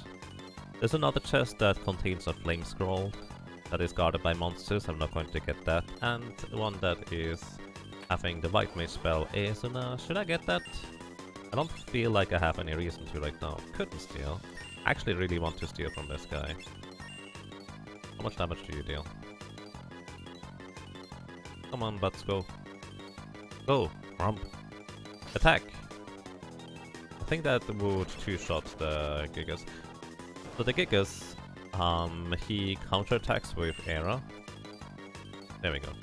But they also have the common steal elixir. So that's why I wanted to steal. But more importantly, here we have one of the two items I really want out of this castle. They are pretty far out of the way, but in my opinion really worth it. That's an elemental.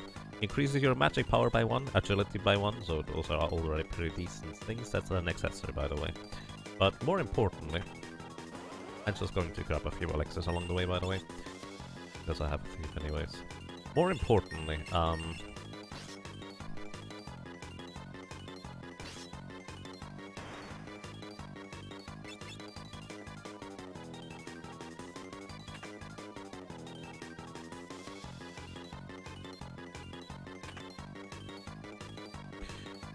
the Elf Cape gives you a 1 in 3 chance to block physical attacks, just completely avoid them, nullify them, and it's insanely good that way. There's another Elf Cape that, technically speaking, I could have gotten earlier, but it's behind rather ridiculously strong encounters, so I'd rather not even bother going for that. I'm going to use Bazaar on you.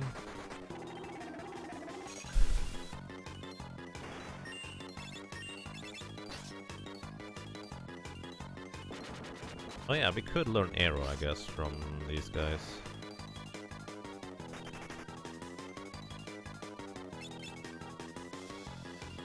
And this is a Magos. A Magos is a dagger that has a 1 in 4 chance to block physical attacks entirely. And also, it's actually pretty much the best weapon you can have for quite a while, unless you are using two-handed as an ability on knights. Alrighty. Here, Lena, this is the reason why I keep her as a black mage. Can kill the doggies. And the other two can just take care of the sergeant.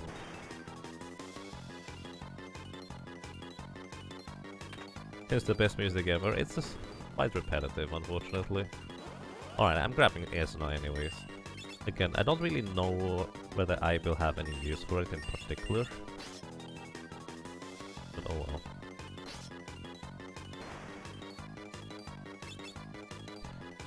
Learn Esna. Okay, so what I'm going to do before I go out here is I'm going to turn you into a blue mage.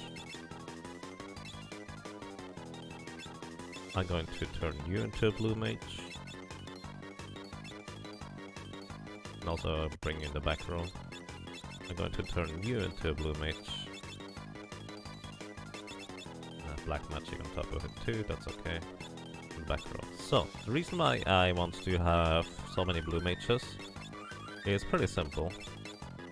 This guy here will turn into a bit of an encounter. Oops, I did not mean to do that. Oh well. Single target it is, I guess.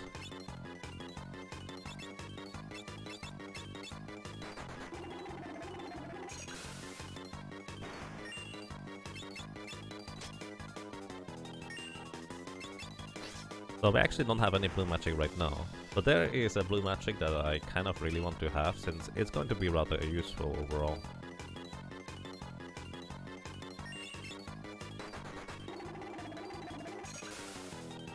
That blue magic is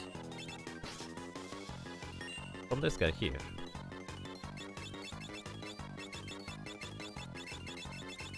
So this guy here uses something called Deathclaw. His name is literally Deathclaw.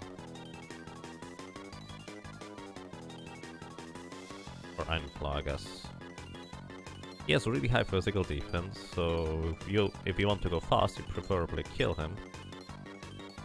Oh, I missed. Don't miss your iron... Here, I want the Deathclaw to hit, but not you! Oh my goodness. Oh, that'll be a rip.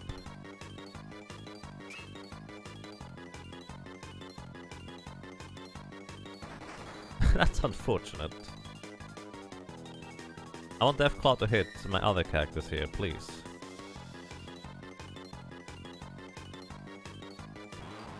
There we go. And you just finish him off.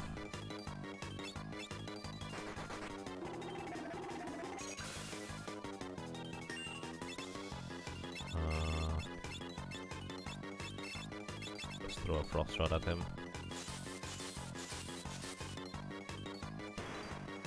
Oh, and we learned Deathclaw. That's pretty much the main reasoning as to why I want to let him transform. Because Deathclaw allows me to now paralyze an enemy and also, more importantly, inflict a weak status on them, which I will be using in order to grab certain enemies as prisoners or also get rid of them quickly. And hey, Narcotis, yes, we will go for the Brave Blade. When you're stuck in traffic and urgently need to go to the bathroom, this is the best music that plays in your head. Nice.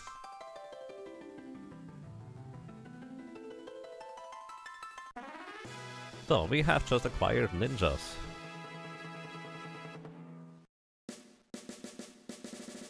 But they are not going to be that useful until a little bit later.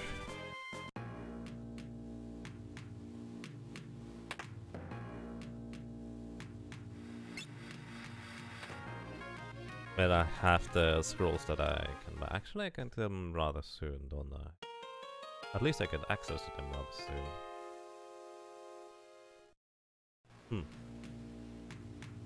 Yeah, I guess I didn't need the frauds, or at least not all of them. Oh well. Either way, you turn back into a black mage from now. No, actually, you know what? You're going to be a ninja already now.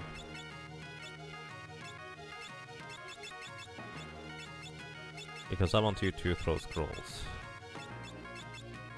Also get black magic as a little bit of an extra. So black magic actually goes in stages. She only learned up to, I think, 3rd level black magic as a black mage, so he will not be able to use any higher level until she learns more black magic through that. Galef, you are going to become a knight again with the 2-hand ability. The Mithril Sword. I forgot to actually give you the 2-hand ability. And Paris, you go and become a thief again. So, ninjas learn reasonably quickly to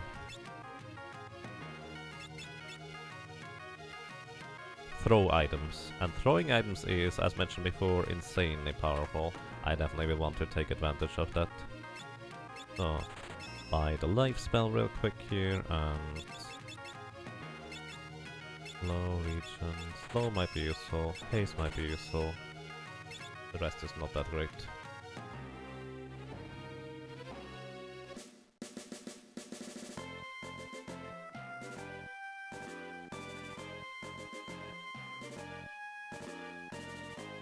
I want to learn Aquaric, only if I have enough HP to survive it. I think I do.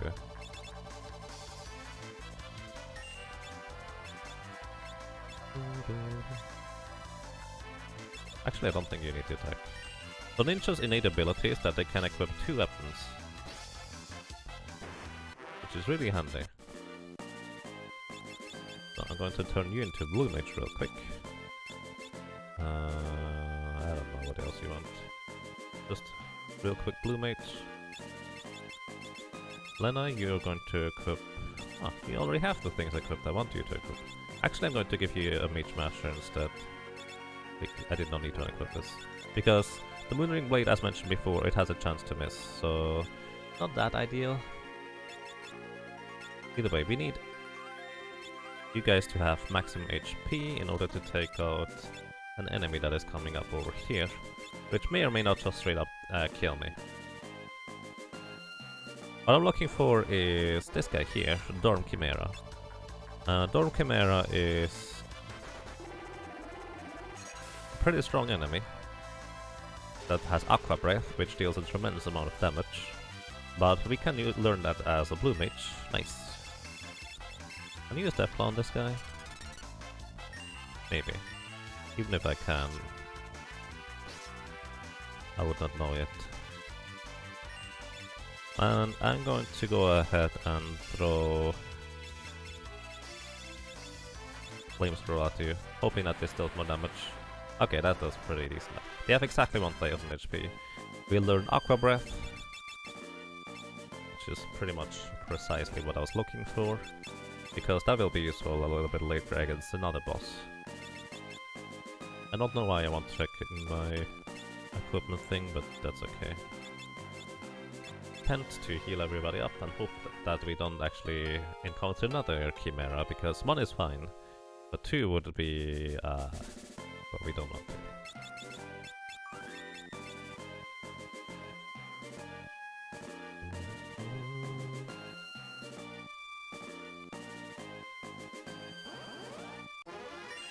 So here, oh, those mythical dragons. I think they have a pretty interesting rare steal. You can only steal once from each enemy. They have also pretty high physical defense, I think. Yeah. Our physical attacks don't do a whole lot. I probably should have Lena. Ouch. They also attack physically rather strong. Probably should have Lena. Just cast Black Magic instead. I don't know whether they have any particular weakness. They might have. Although, I guess Lena's regular attack is seemingly stronger. I'm not going to bother reviving her here, however, because there's a heal pot right in the next step here. We'll be fine.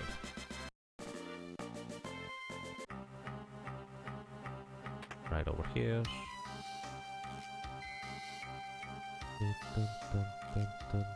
This is some of my favorite music in the entire game. It's really good. There's no encounters in the rooms where puzzles like this, so that's worth noting, I guess.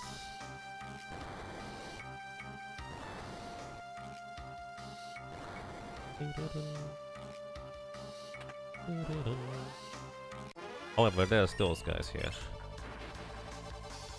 And I didn't check my level. So this might be really bad. Because this guy here could outright kill me.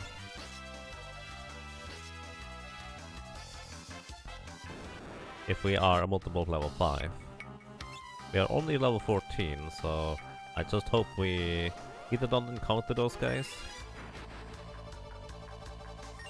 or at least not when we are vulnerable to it.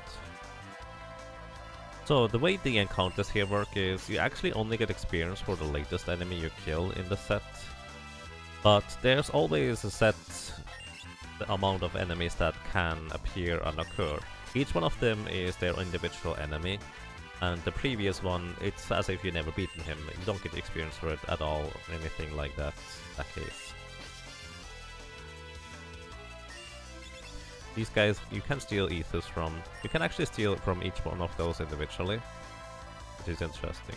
But there's like an encounter, this has up to 5 or 6 enemies in a row, and it just takes ages, and they're not really worth it in terms of experience in the least.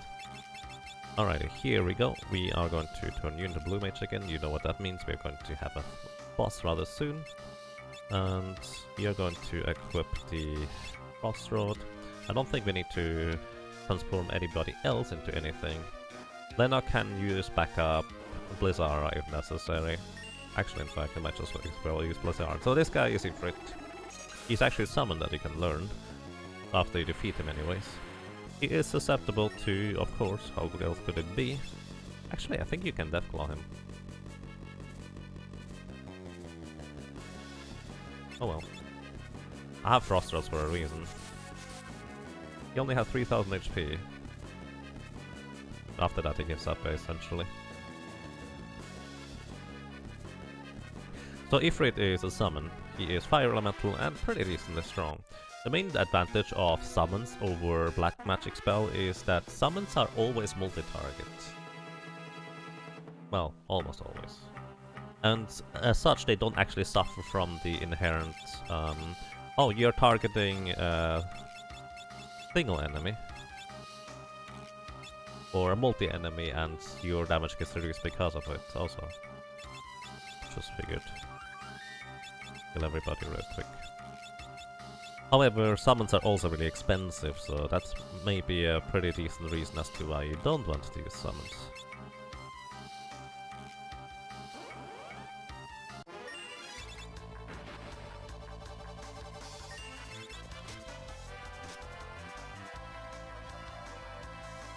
So this is going to be the same type of encounter again as earlier, where this guy here is going to be the last one, I think. I'm also going to just steal an ether from you. Ethers recover a bit of MP. They are really expensive, you need to buy them. And worst case scenario, we can just... By the way, you can steal again because it's a different enemy. Worst case scenario, we can just sell them in order to gain money, since it's actually kind of rare that I ever use any ethers. I'm usually too lazy to use ethers and just use elixirs instead. But this is the reason why you need an Ifrit in your party. There's a chest over here that I very frequently forget, because it just feels like, oh, this is the way to go. But actually, no, that's just the side area thing. I think when it's just page 128, it could be... Oh, never mind. I was about to say it could be only page 128. Not the case. Page 128 can use slow on you. Then this guy here would normally be somewhat scary. He can use Moonflute on you, which is a berserk on your entire party. But because we deal so much damage with physical attacks, it would not be near as much of a problem as it would be for a full team of mages. Are we level 14? Okay. Hopefully we don't level up. So here's a ninja suit, increases your agility by 1. Not the most amazing thing, but it's pretty decent. Especially if we have you in the front row, it is more defense. Less strength, so she will deal less damage, potentially, depending on multipliers. Oh, okay, it's fine still.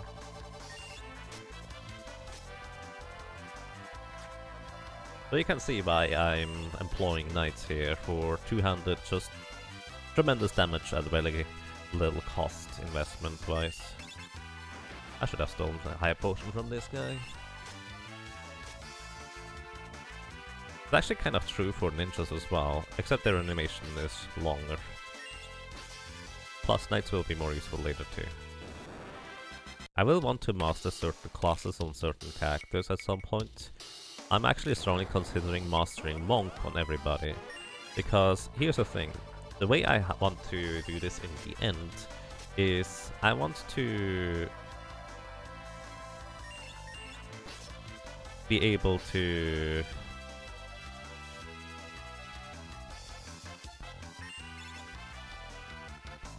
have the base classes, as in the freelancer, that can equip literally everything.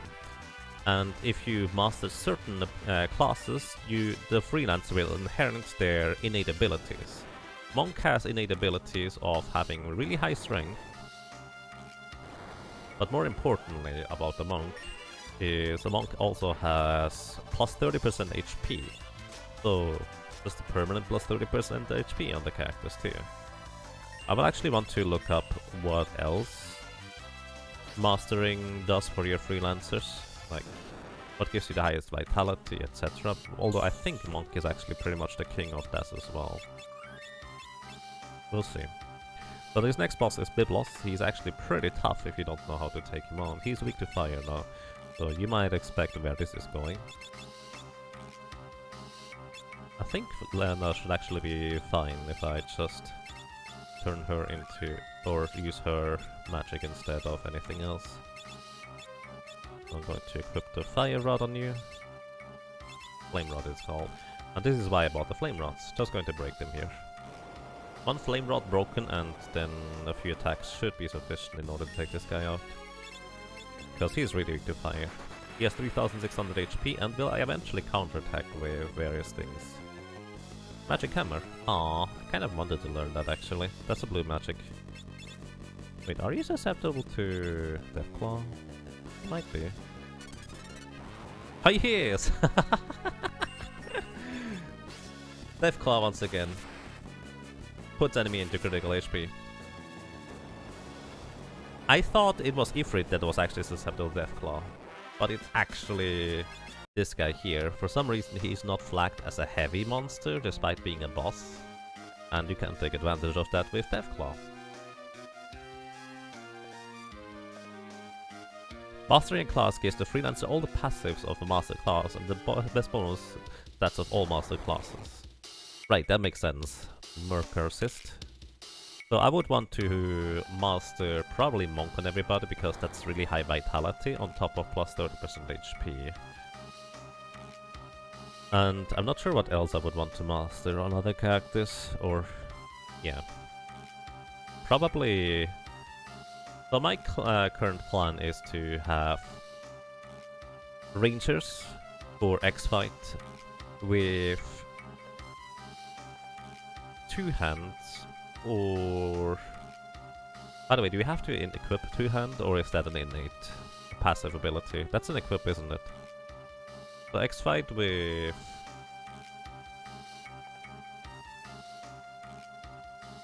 dual wield from the ninja is probably the way to go.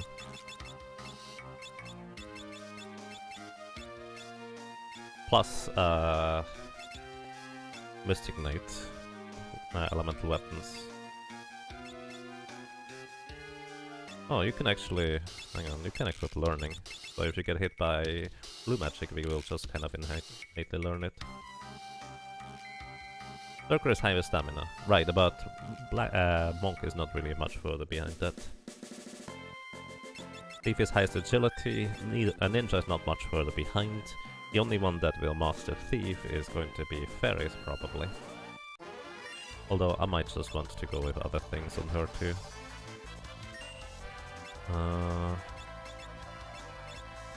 Who's are on this guy? Should take him out. They are weak to ice. Those guys are weak to being bashed in the head.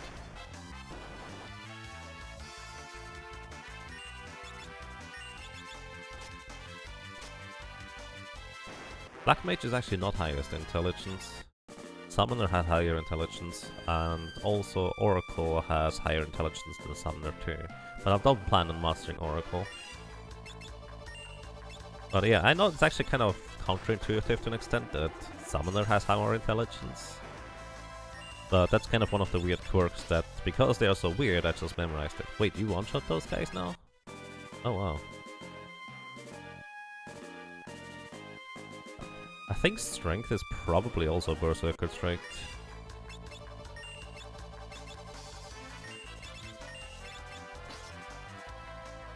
If I were to guess anyways. Hey, that's a 1 in 16 rare drop. An elixir.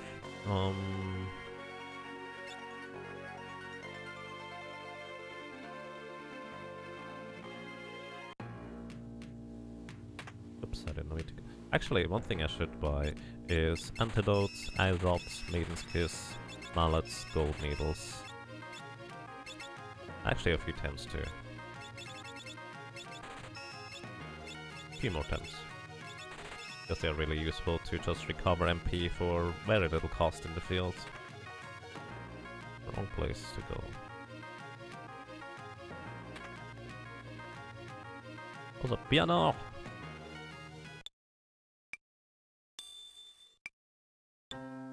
Yes, but also even in the Super Nintendo version, Summoner has more intelligence.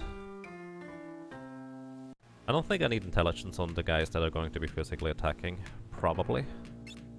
And if I do, well, I will, well, notice that sometime.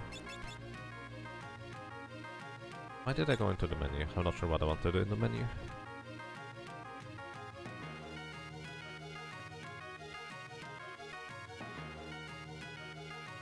So Lena will become a summoner. Everybody will be mastering Monk, I think. The mastering in the GBA version is really easy, because you can essentially more or less force the rare encounters, and being able to just attack or kill movers really easily. Because, well, that's a thing you can do, is going to be how I'm going to do that. Lethlin, thank you for the host. Hello, welcome to you. How are you doing? Good evening to you.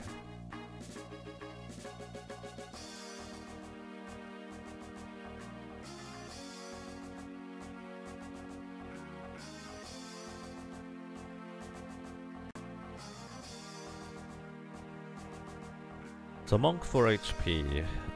What else do I want? Probably knights for strength. Actually, no, that doesn't make sense. Because monk also has really high strength. So it's really just monk that I want to master on most characters. What else do I want to master on others?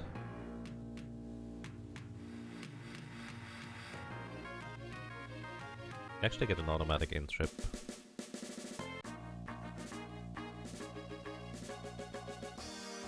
You're doing pretty well. Hey, that sounds awesome. I'm doing quite fine too. And welcome to you as well, Ricodactylus. Hope you're doing well. And also welcome to you, BB.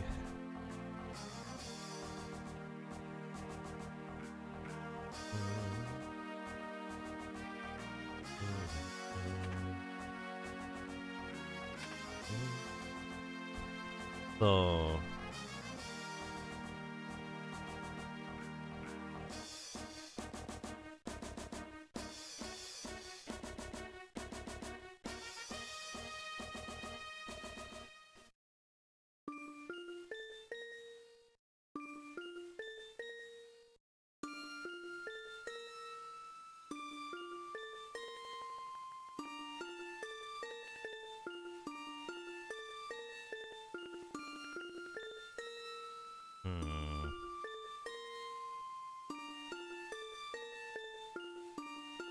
Monk barehanded, really good damage first roll, also better than most weapons. If you keep up in level, yes, but since I'm more or less even ignoring a lot of chests, despite fighting everything, I'm not going to be that good with the fists very quickly. And I think I might have already passed where the fists are not quite as good anymore already. But it's true, if you keep up the levels with the monks, they are really crazy powerful. When I have berserkers and monks as a combination, I just like having barehanded zerkers because that's just insanely strong. Actually, yeah, that means monks also have higher strength. So okay, my current plan is mastering monk on everybody, no question. Then for agility, I will be mastering hunter or ranger on 2 of the characters for X-Fight. And also Mystic Knight, I will master on 2 of them as well.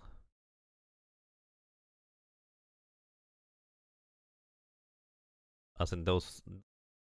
My main attacker will have X-Fight from Ranger, so mastering Ranger. Mystic Knight, mastered for elemental weapons. And Ninja for dual wielding.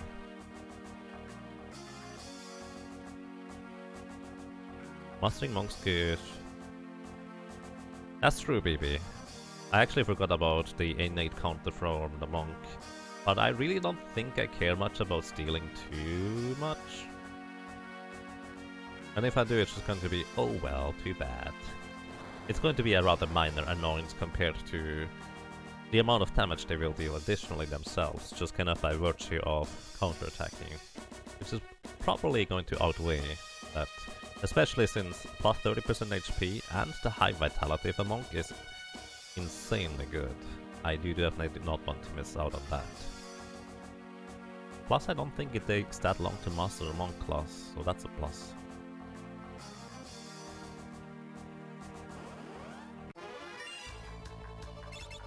Stealing from those guys actually... Wait, not those? Is it a drop instead? It might be a drop instead of what I'm thinking of. Those thunder anemones do give thunder scrolls.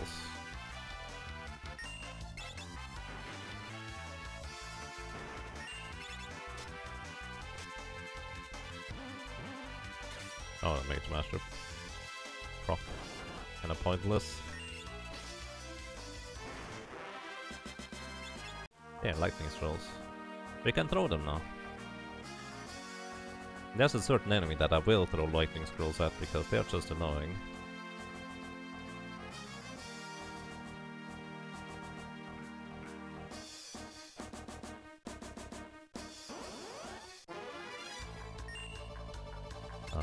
Such as this one here. So this is the animation for lightning scrolls. You can see why I want to roll with Ninja as soon as I have proper access to them. That animation is just insanely quick.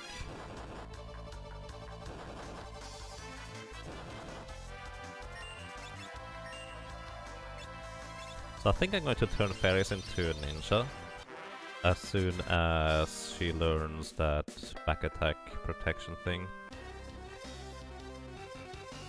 I like this guy here. He just kind of starts running around in circles like this.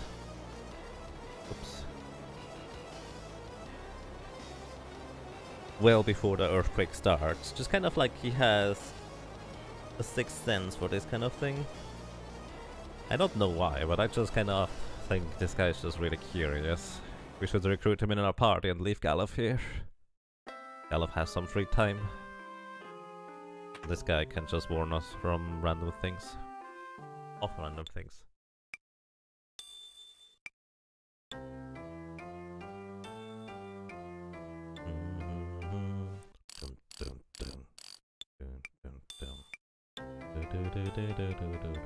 So the thing is, originally I was thinking, oh, I'm just going to use two-handed rather than two weapons, because that makes more sense, right? Since I can do two-hand the Ragnarok Blade and I can two-hand the Brave Blade, and that is way more damage than dual-wielding Ragnarok Blade and Brave Blade and then something else. But I didn't think about that two-hand is actually an equipped ability rather than an innate one that you will need to equip in order to use it. So, and freelancers can equip two abilities from other character classes. So I want to have Magic Sword in order to have Elemental Advantage, or at least even Flare Blade for that matter. And I will want to have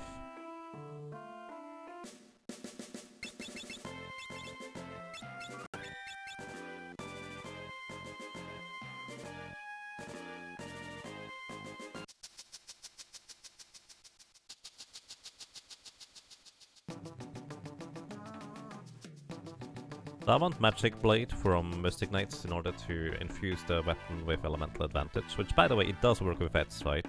I want X-Fight in order to attack 4 times with 50% power, but it never misses and it also ignores enemy defense, so this is just going to be insanely powerful by itself. Double Grip plus Rapid Fire. Yes, that was originally my plan, but then I realized, as I said, you have to use Double Grip in order to use Double Grip.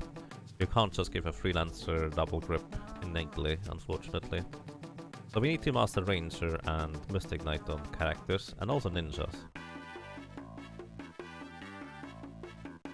So I guess everybody is going to master Ninja just for wielding 2 weapons, for that matter. Okay, this is the first time I can go ahead and buy scrolls for the ninjas. And I might just buy enough scrolls to not need to use knights anymore. Maybe?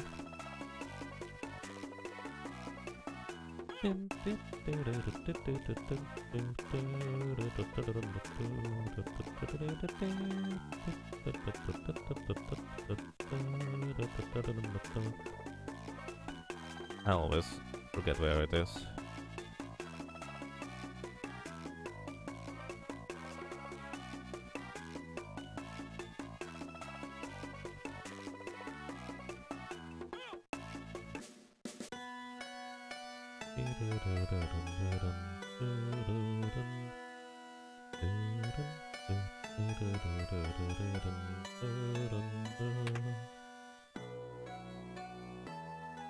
Oh, you have magic? Oh, this is where you get Aeosna. I see.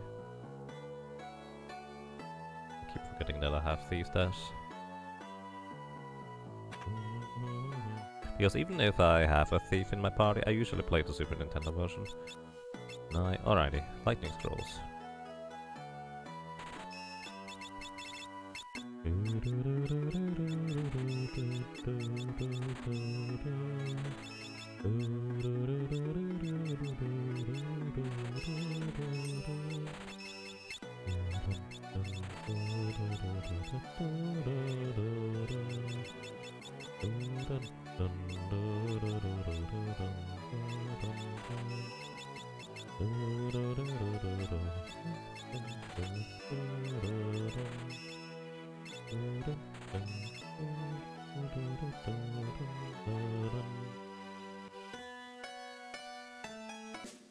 Just Johnny, thank you for the host, I appreciate that. Welcome to you, I hope you're doing well. You did not unlock rapid fire till very late in the game in randomized where classes are picked by wheel spin. I see, yeah, that makes sense. Generally speaking, unlocking rapid fire takes quite investment. I don't expect to get rapid fire until I am going to be way further into the game, like pretty much at the end game. I don't really plan on getting rapid fire until way later. Final Fantasy V is a great game, I agree, it's really awesome. It doesn't have the strongest story, it doesn't have the best visuals. It has really good music, although maybe not necessarily the best one of the series. But boy do I enjoy the chop system and also boss fights for that matter. They can be really tricky, and I expect the bosses in the GBA dungeon to be really dangerous too. So that's kind of where what I'm looking forward to the most, pretty much.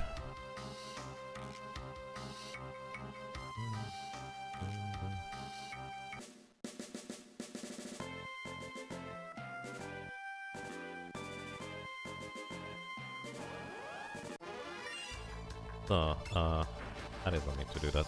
Oh well. What I did mean to do, however, is lightning scrolls.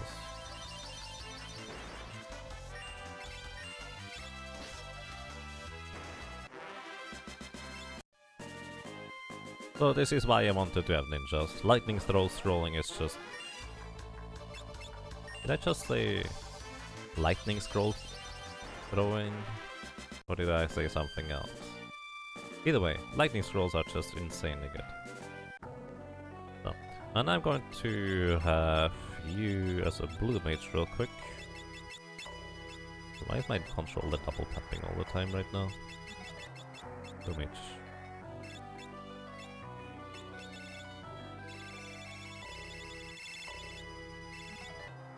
Oh, that's why I remember. Okay. So the reason why I turned her into blue mage real quick here is because Aqua Breath is incredibly effective against all types of desert enemies. And it just does a lot of damage to them. And this is true for the next boss too. You were stuck with time 6 and summon 3 for a long time till some classes unlock with might magic use. Wow. That seems really specific. So, this upcoming boss has 3000 HP. And if you use Area of Effect, you're going to hit the holes, which counterattack with Demi, which reduces your HP by half, your current HP. He's not a terribly dangerous boss, just annoying.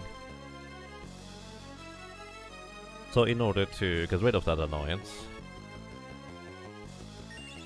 I'm just going to go ahead and use Aqua Rake in order to absolutely demolish him. This is why I got Aqua Rake. So, actually originally I didn't plan on getting Aqua Rake.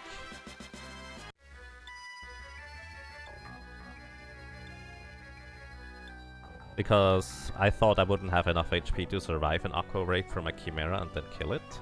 But just because I don't run away from anything, it ends up being rather simple to do that, I guess. Oh, I went the wrong way there. Preemptive Strike.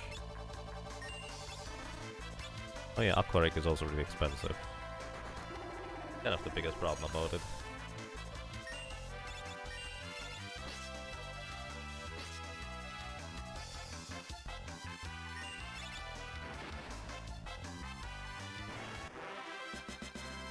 I'm going to turn Lena back into a ninja just to throw ninja scrolls instead. Black magic will actually increase her intelligence just a little bit, but this could be useful. Also, I'm going to give you 2 mage mashes because mage mashes increase intelligence by a little bit too, so that can help.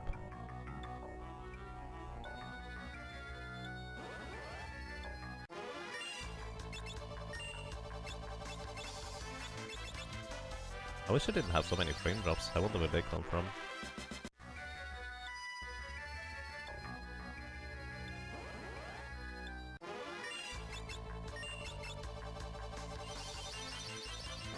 And yes, Aqua Rake already does really good damage, but then it's 8 times that against enemies that are desert type.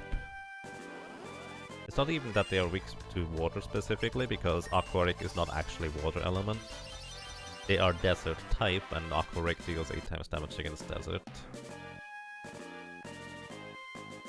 But as I said, the main problem about Aqua Rake, and also why I want to rely on Ninja Scrolls instead, is because it's so expensive in terms of MP cost.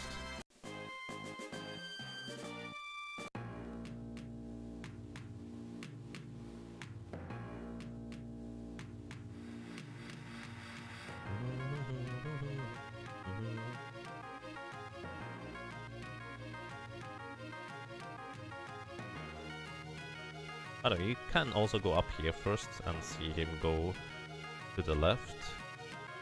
Which makes it really weird continuity-wise, that he then goes up when you go to the bottom right there.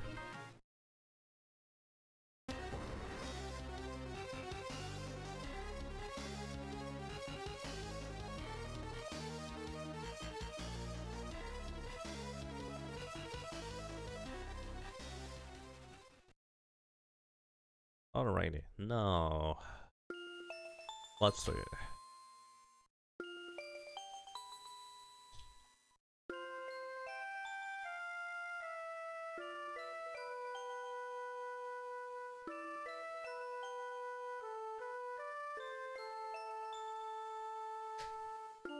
Aside from Mastering Monk, do you want anything in particular? The only other thing that I would find particularly useful is Agility from a certain class, but most characters will master Ninja anyways for dual wielding. Yes, I love this scene with Galuf, it's so awesome. Most characters will master dual wielding anyways.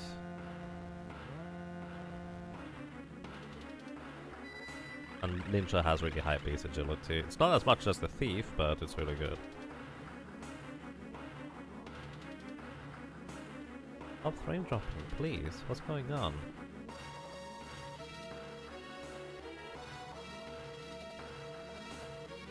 I wonder whether I have the wrong Twitch server currently that I'm streaming to. No, server is automatic. Maybe I should select the Twitch server manually.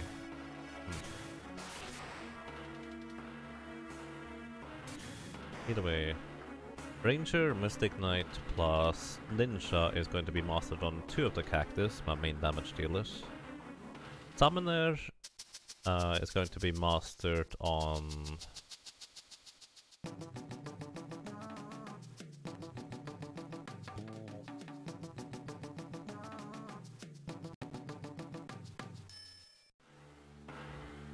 Summoner will be mastered by Lena for support spells, and also Blue Mage will be mastered.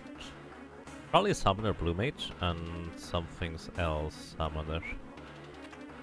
So by the way, here you want there's a switch here. Push it? No, but you want to pull it, and that's how you get this thing quickly. Shuriken, Mini, the White Mage spell, and Shuriken. Shurikens are really good, so that's why I want to pick them up. They are insanely high damage for.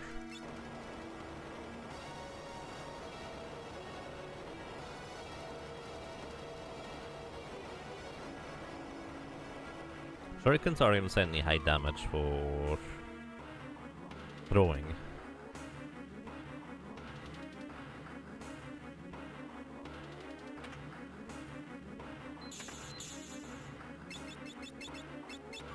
What we could consider, in case it doesn't take too long to master, is mastering Samurai. For 2 reasons. One is Samurais have an active ability that is an instant kill at a pretty decently high chance against all enemies. Which I have no idea whether the random enemies in the GBA extra dungeon are going to be susceptible to it. But if they are, that would potentially be a good way of taking care of them.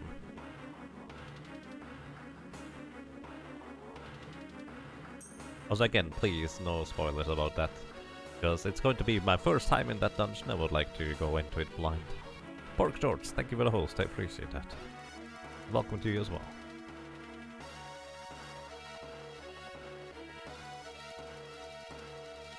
Also, Samurai has an innate ability of just dodging attacks, which is kind of crazy. The physical attacks are not necessarily going to be much of a concern anyways. So there's that. Do I care about? Nah, it's just fine. How goes the run? Quite fine. Still trying to plan out what I want to do, how I want to do stuff. I'm not entirely sure about. Stole a coral sword. Hey, wouldn't you know it? This guy is weak against lightning. He has 3000 HP. And the coral sword I could just steal is actually lightning element. He also drops a frostbow.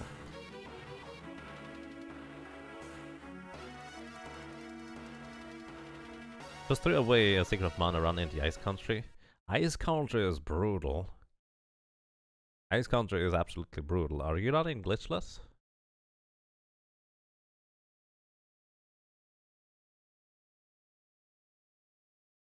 Yeah.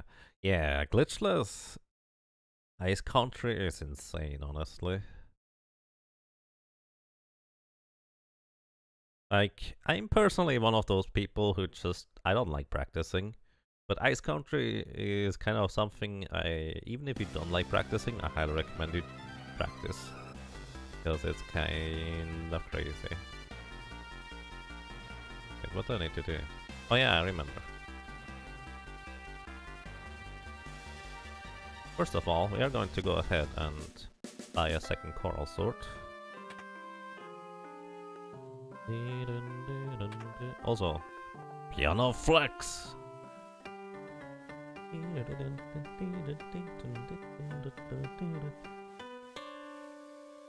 Last note. Was wrong. Also, one thing I keep forgetting. Here, this is way better. So I want to buy a second coral sword. We could have gotten coral swords way earlier. We could go here, but oh well.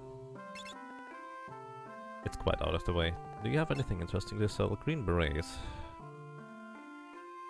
I don't have enough money. Ah, haha.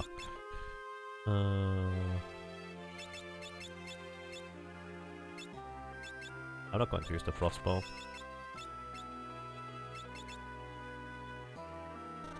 Oh well. Second coral sword will be equipped on Galaf. Because lightning element is going to be really good very quickly, very soon, not quickly. Do we have any interesting spells in here? Let's see real quick. I don't remember what spells things raise. Same ones.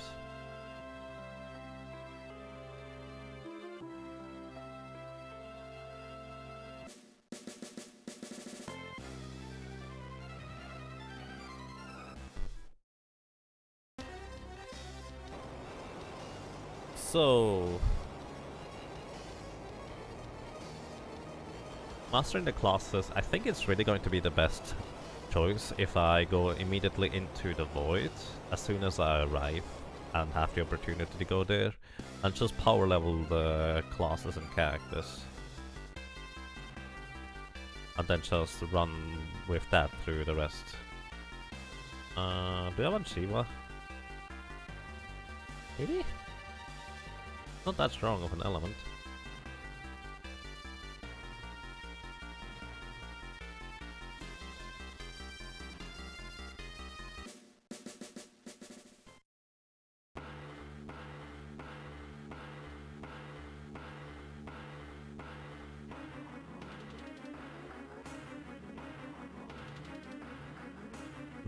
No, I'm not going to get Shiva. When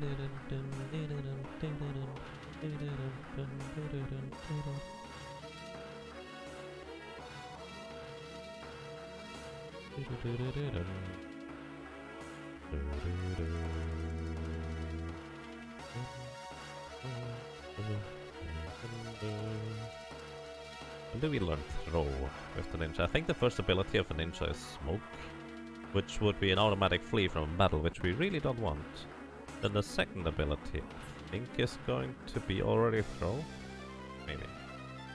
Alright, upcoming boss is weak against ice. He only has 2000 HP, so way less, but he always has permanent shell and armor status, which means we only deal half the damage anyways. So... do I have a good plan against this guy? He is susceptible to instant death.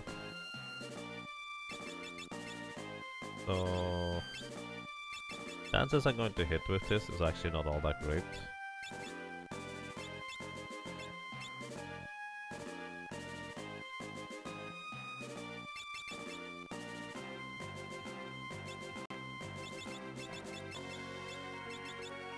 But I might as well try.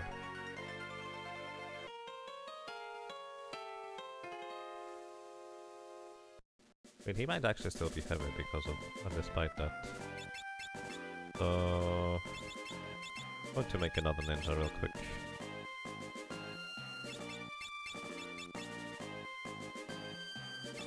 This should be fine.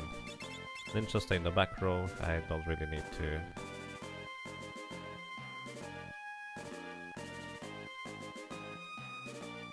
Have you guys been in the front at all? Turtle is weak against ice. I could instead use black mages actually, thinking about it. Makes probably more sense. Yeah, let's go for black mages. Eventually I'm deciding what I want to do with you guys. He'll be fine.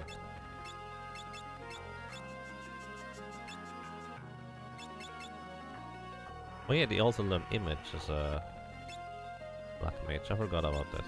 Also a ninja. Which is actually kinda neat. I like image.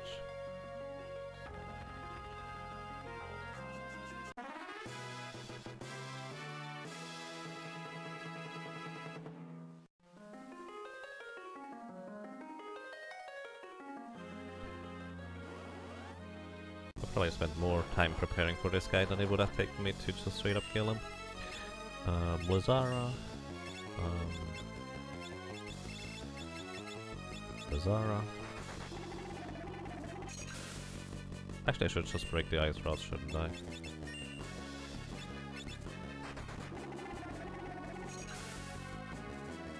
This guy is a very simple AI script. He just attacks once, then he attacks twice, and then he attacks once. Actually, the other way around, but same concept. Yeah, let's just break the ice rods. Wait, he didn't have an ice rod equipped, that's why he dealt less damage. Yeah, I should have just broken ice rods before. I didn't think about this beforehand. Alright, oh, not you. Still used to Fairies being in the last slot, going back to being Thief. Learning, because why not? You're going to become a ninja again, to throw stuff around. With black magic, please, so you have more magic and power. Mage Mashers for you, you get a Moonring Blade. Alright. And in the next cutscene we get an automatic rest, so I don't have to worry about going to sleep myself. I think I went the wrong way around. Also, I think that doesn't really matter much. Come on. Yeah. Nom nom nom chips. Hey Ryok, welcome. Enjoy your chips.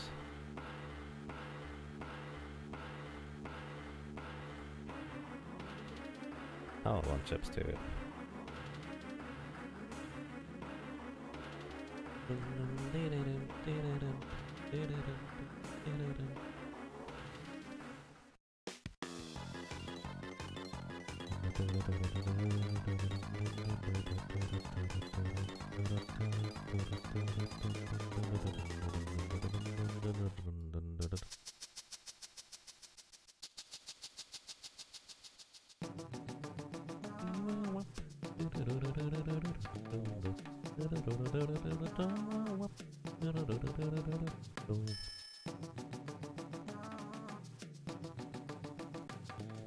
I was contemplating farming a few black flames, but on the same token, I don't think I need that. Like, since I have access to pretty much any class, I don't need it. Although it could be really nice to just gain more Thunder Scrolls. But at the same time as well, on the upcoming section, I'm not going to need to use Thunder Scrolls. I will use Geomancers, because that's just way more efficient.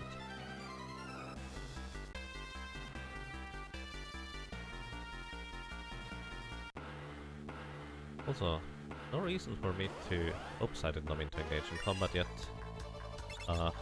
No reason to have fairies. They, Thief, I should have turned her into Ninja for Lightning Scroll throwing. Wow, that's a lot of damage. Rocket Punch, 50% HP damage, and confuses character too. Too bad.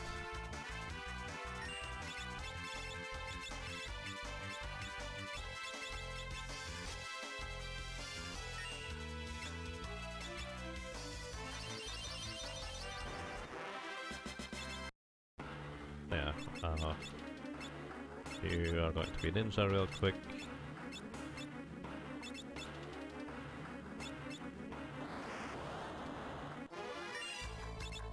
Roll some more lightning scrolls. Lightning scrolls are always AoE, even though it looks like you're targeting a single target with a cursor. Metal Bear, thank you for the host. We appreciate that.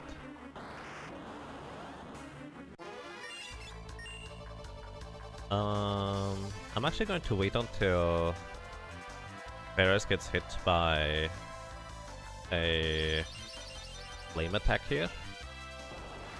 Perfect. Because then Fairies will learn Blue Magic Flamethrower, which isn't that strong, but it's really cheap and efficient.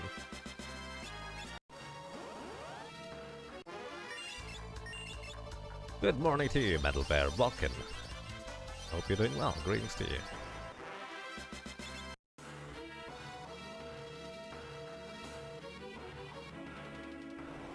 So, the upcoming boss is called Soul Cannon. You need to deal about, I think, 12,500 damage to it in order to kill it, even though it technically has more HP than that. But it will basically trigger its self-destruction sequence after it drops below 10,000 HP remaining. However much it starts with. It has two little rocket launchers on the back accompanying it that use aging status on you and also half HP. And the thing always deals 50% of your max HP in damage if it ever gets to attack, which I think it shouldn't ever get to attack anyways. The rocket launchers on the backside only have 800 HP, technically speaking 10,800, but after taking 800 damage they will self-destruct.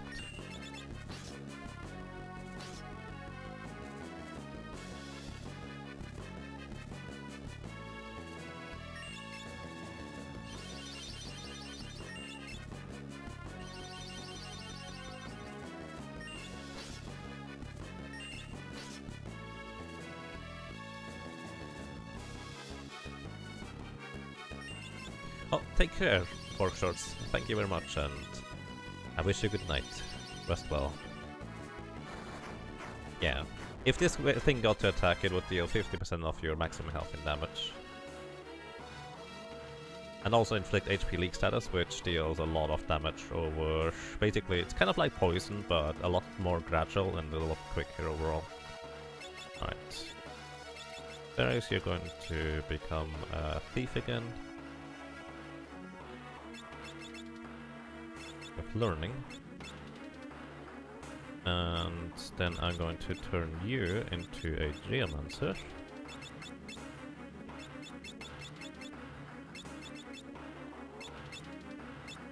With the Black Mage ability, so you have higher magic power again. You are going to become a Geomancer too.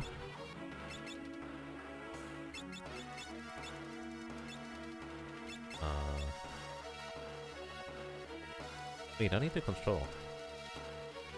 I don't have control yet, do I? They are going to become a Beastmaster for now. Yeah, I only have catch. Ew. I didn't think about that. I need control in order to learn White Wind. I guess I don't need White Wind yet. But I need to learn control at some point anyways. So this is kind of as good as a point as any.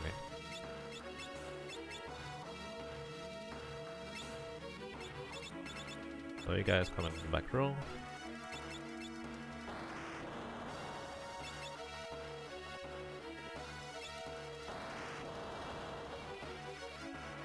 So, alrighty. The weird quirk about this fortress here is that when you use Gaia as an ability... Also, we get some money here. It will always use Wind Slash, which is really, really powerful. And just kind of takes out those guys into waves easily.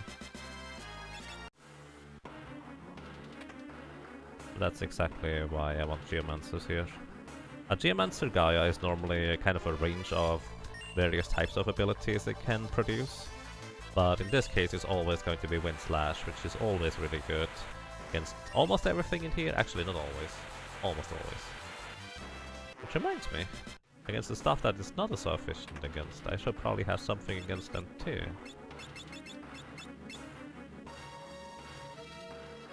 First they learn Tame, and then they learn Control. Control is going to be a bit further away, so actually... Okay, never mind. I'm going to turn you into a Knight again. With 2 hands. And you're going to be taking care of those annoying guys that we don't otherwise have good attacks against. Plus, they are actually... The reason why we don't have good... No, wait. They are wind, not lightning.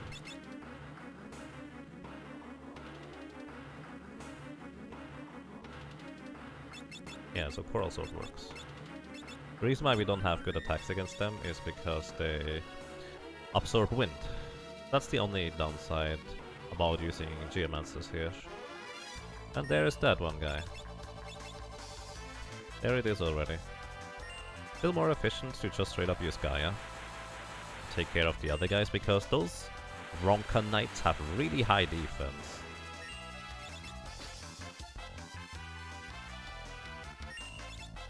Which weapon do you have? I actually would like for you to use the Moonring Blade, because then you can deal the full damage from the back row.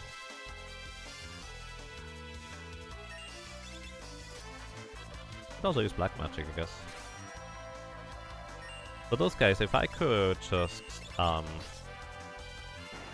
control them with a Beastmaster, I could actually learn White Wind. Thanks to their ability. I actually don't need that chest, that's just an elixir.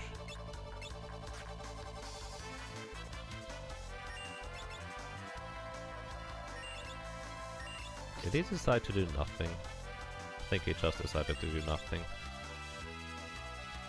My potions are not worth stealing. Era. Oh, actually I would like to have that ability. That is blue magic. Just need to have fairies get hit by it, because fairies does have learning equipped right now.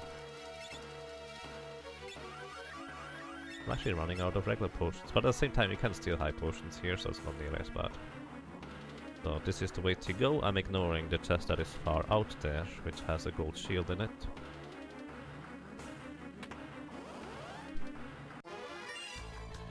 Steal from you, because why not? Venus Kiss is the common steal. Those Lamias, if you have a dancer in your party, or if you will have a dancer in your party, those Lamias can drop a tiara, or actually the rare steal of them is a tiara. And that is insanely useful for a dancer, let me tell you. You absolutely want one. The thing is, you only unlock dancers after completing this dungeon here. So it's kind of a bit weird to say, hey, if you have a dancer, that's insanely useful. You will all need to plan on using a dancer, because the tiara... Let me actually explain what dancer first does. Dancer, his signature ability is dance. And what dance does is it...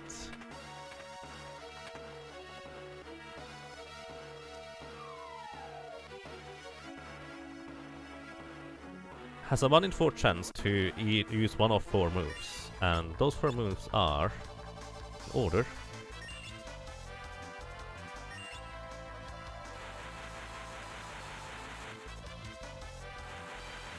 Actually, there's no order. Mystic Waltz, which absorbs MP and adds it to your own MP.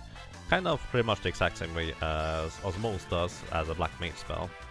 Then it uses... I'm a dummy. I just healed that thing.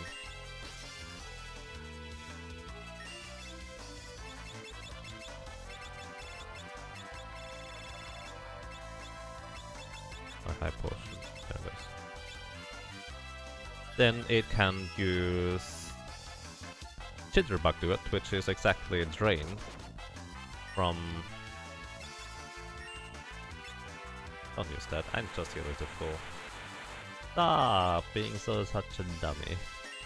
They can use Jitterbug do it, which absorbs HP from enemy based on magic power. Dancers don't have that much magic power, so it's kind of questionable. Also, we just learned Era, which is kind of nice. It's a second level wind spell. Surprisingly good.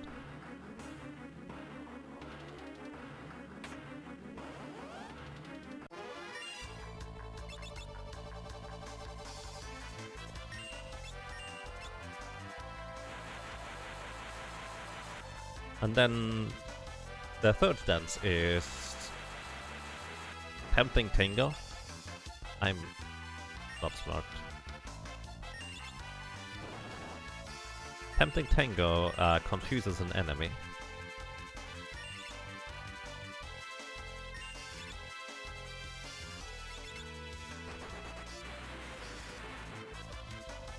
That's not enough, is it? Ah, it's not enough. This should be enough though. Tempting Tango can confuse an enemy.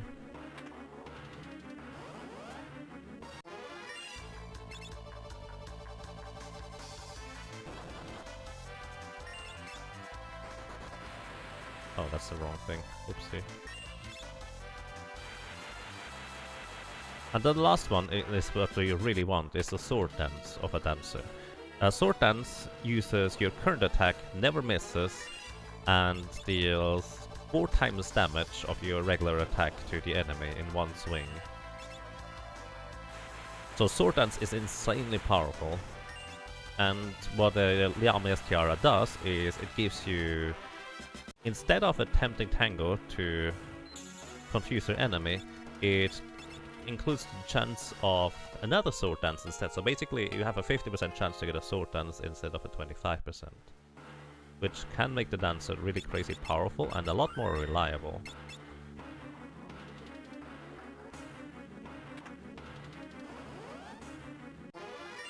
In fact, I dare to say Tempting Tango is so much nicer.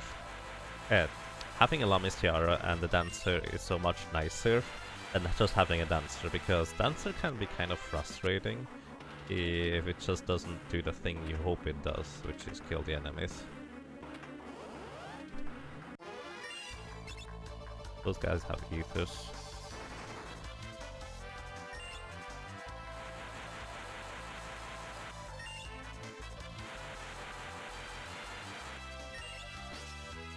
Oh, they absorb lightning too. Rip me.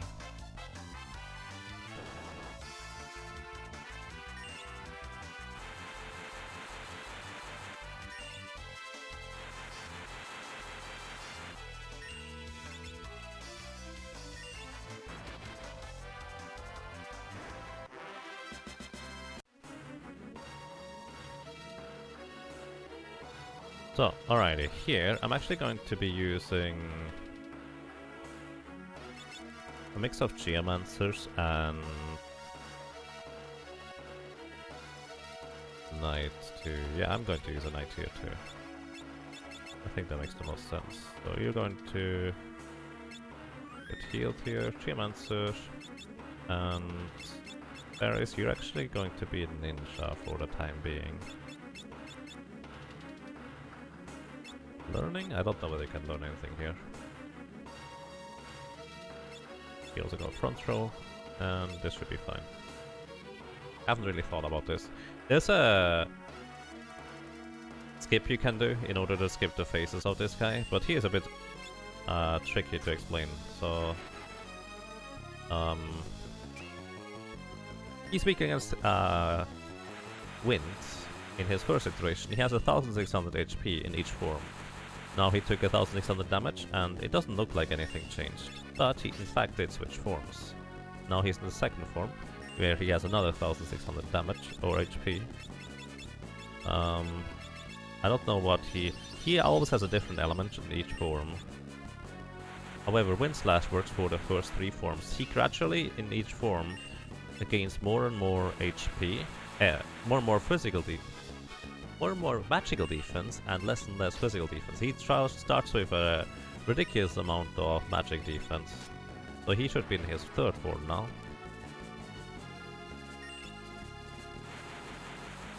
This does less and less damage. But it still does really good damage overall. So he is now in his fourth form. And it absorbs lightning apparently, so that's good to know. Which it should not absorb wind though, so this should still be okay. This is 25% of your maximum health and damage with that lightning. Just don't have Gallop attack until... Actually, I need to equip something neutral on you anyway, so... Not really much of a way around it. We did pick up the Ancient Sword, which is more damage. The Ancient Sword has the unique property of being able to inflict the aging status on enemies, which reduces their level gradually and also magic power and speed. It's really crazy if it works. Although it's buggy in the SNES version. But it's still good. So, this guy is now completely immune against all magic attacks or elements, so not that much that those two Geomancies can do now, but they did their job bringing us to the last phase here.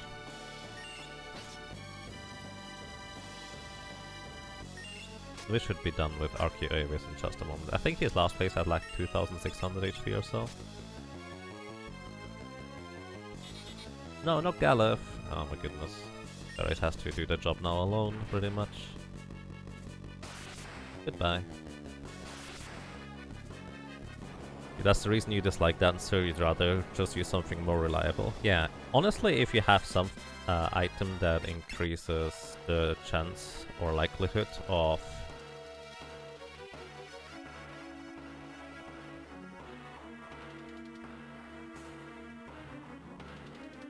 sword dances, it's not nearly as bad. Alright, Galuf. Sorry buddy, you're going to be gone from the party for a while. Let's go. Alrighty, lengthy cutscene stuff incoming.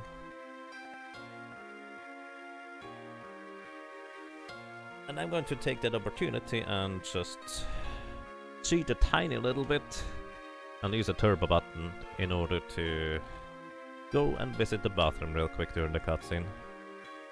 I'm going to wait the appropriate amount of time that I would have lost during the cutscene if I didn't hold down the turbo button. It's like, I don't know, 2-3 seconds.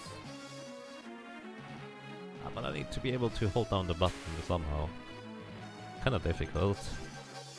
Hang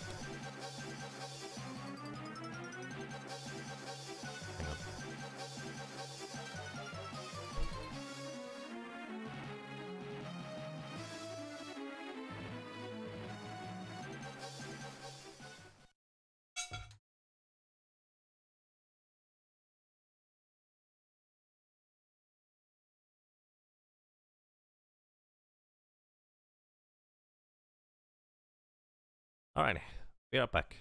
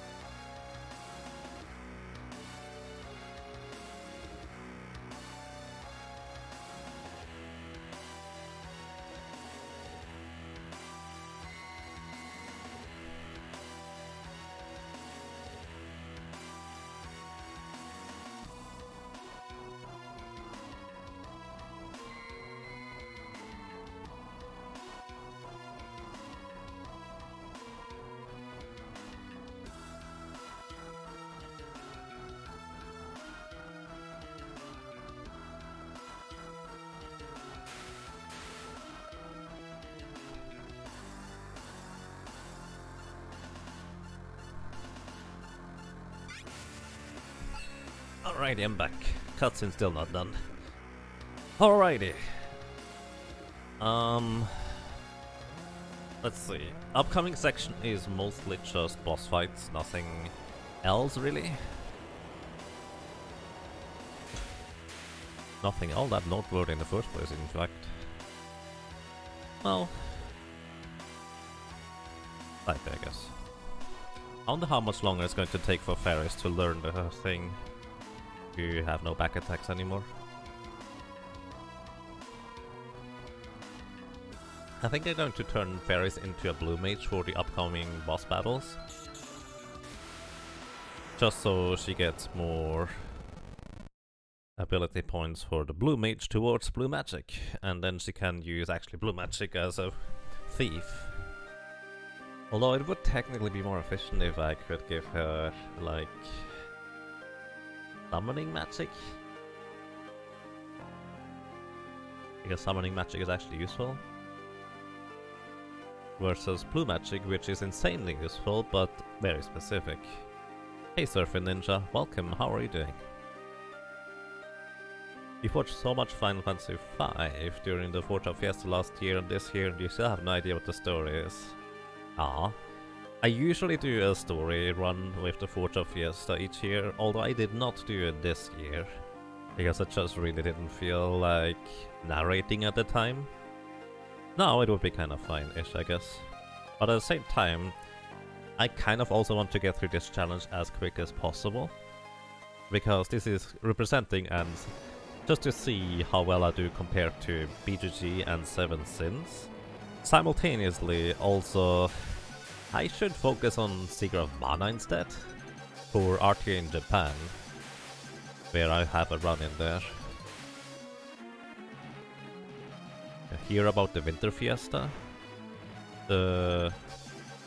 What's the Winter Fiesta, Surfer Ninja?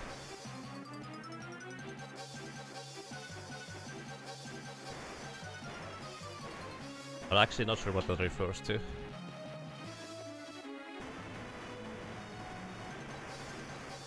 Four characters, no magic.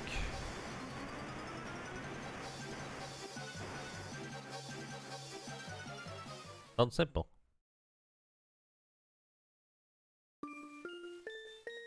I mean, would you count throwing ninja scrolls as magic?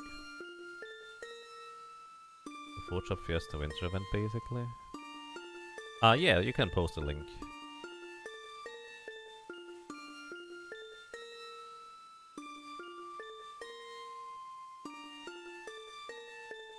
I have no idea. I have never heard of this one. It's the winter or summer. I guess it depends on where you live. Four character challenge, no magic challenge. This event is not live yet. Please wait. I have no idea. Oh, rest well, Lethan. Thank you for dropping by and have a good night. Take care. Oh, that's Final Fantasy VI. Oh, no magic.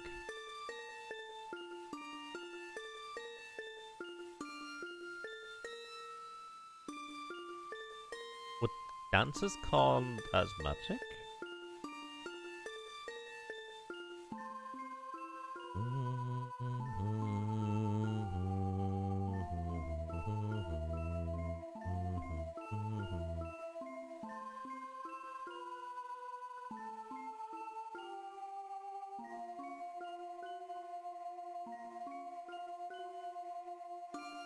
Because potentially Monk might be the character that is the most efficient in keeping your party alive with his sun dance.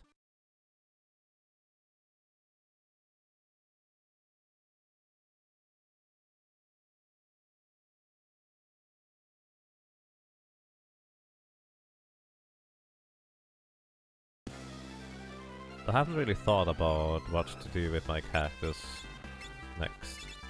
Outside of Ferris, the blue mage. You get, I don't know, steel, or why not? You have a power armlet? That's not all that useful. Ancient sword, right, right, blue mages can use swords like that. You use... Wait, I don't have any shields anymore. I sold all of them. Whatever, I don't use shields anyways. Haha! You are probably just going to Black Mage. What do you want to do? Physical?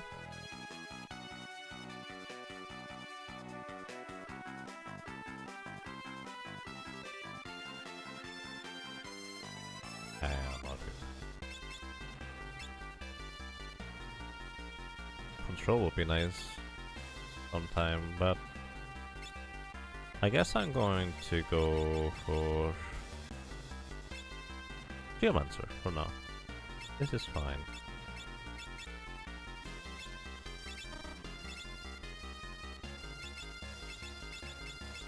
They would give you Mage Master instead.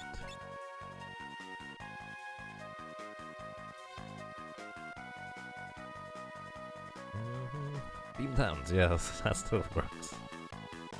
Such a weird item. Kinda curious.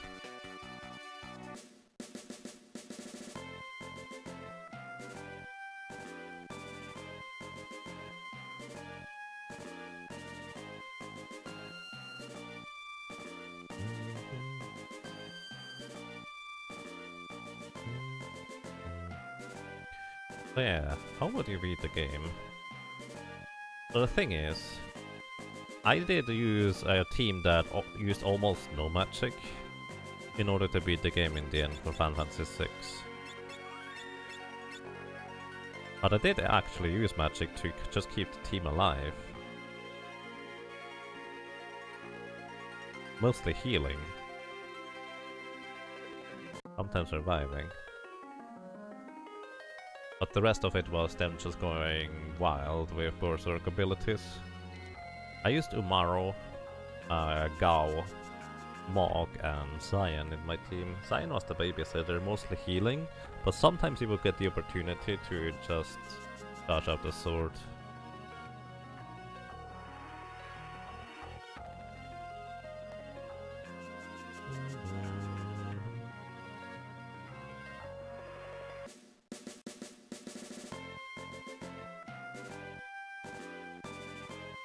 I love how their little jump in onto the Chocobo, just kind of whoop whoop, and they are off. Didn't admit are definitely my favorite characters in this game. They're so awesome.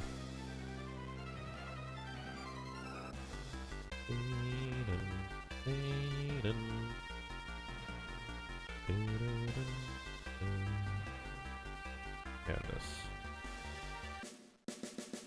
Oh wait. Yes, no, maybe, no. I'm actually going to go for the Titan Meteor first. Because Titan will allow me to use Titan as a summon.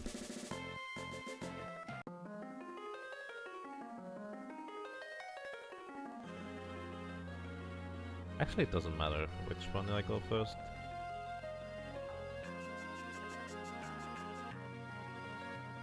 Wait, what am I doing? Can you not choose which one you go first?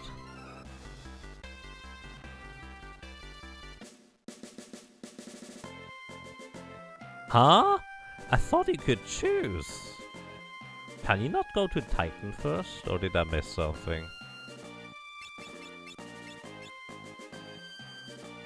I am mildly confused about this. You are going a ninja, actually.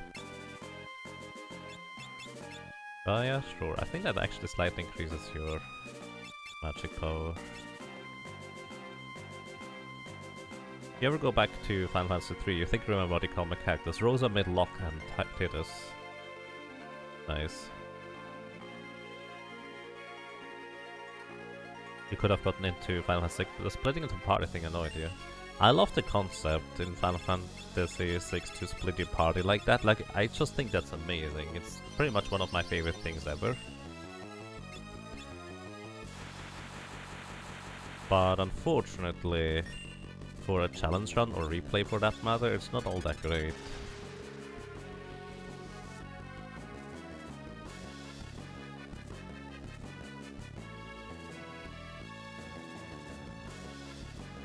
The angry Sumo Dwayne Johnson looking boss made you rage for a while. Aww. I actually don't even know who that is. Oh, you mean the heighten? The rare steel? Yeah, that's highly unlikely to get. The Gaia hammer.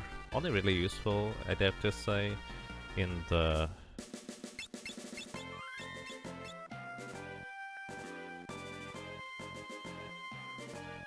in the SNES version. And even then, you need a Thornet to make it super useful. You managed to get it! Oh god. My respect. I got it once. Because just kind of regular playing I decided to steal, and boop, there it was. It was kind of fun actually. He only has 2000 HP I think. I did not mean to use it. Oh yeah.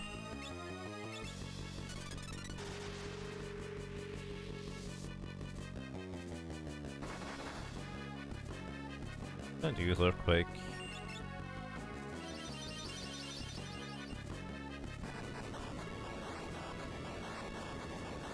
I didn't realize this would be that close.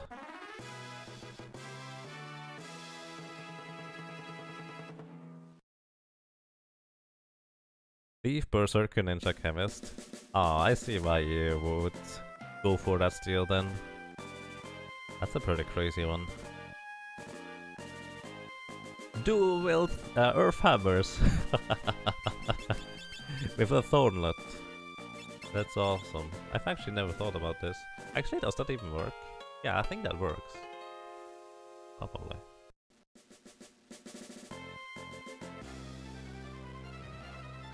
We'll build Earth Hammers, double the earthquakes.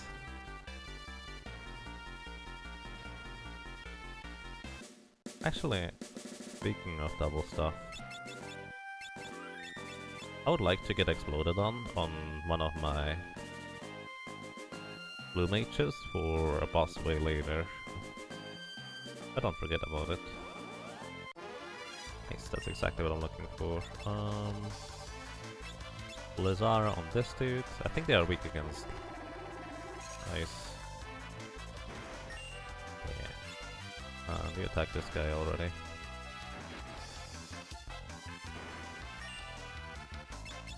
And now we wait until this guy explodes, hopefully, into one of our faces.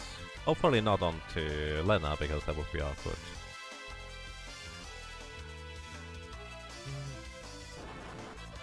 Wait, actually, the only guy I want to be exploded is Ferris. Because Ferris is the only blue mage here. Then again, I'm not sure if Ferris will survive it. I just saved.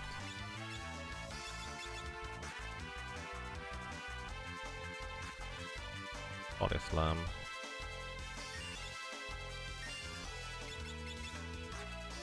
Stop dodging!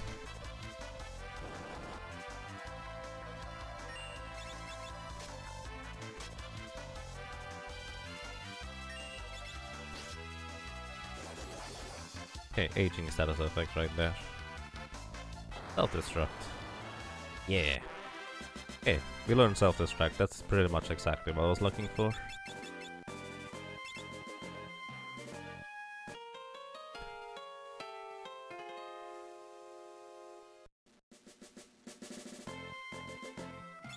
Could have been OP in World before War 2. Yeah, Ninja kind of makes you OP inherently though. At least in my opinion. Chimera Brain. I'm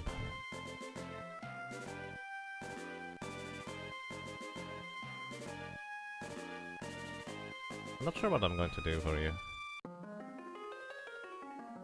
Actually, I think I have a good idea. Ferris, you're going to be under here for a short while.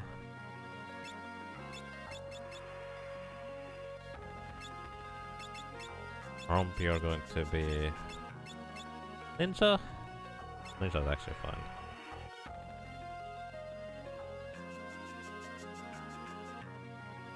Not even factoring in the chemist, it's true. You don't need your chemist.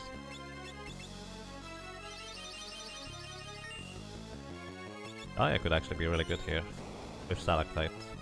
It's actually not as strong as I thought it was.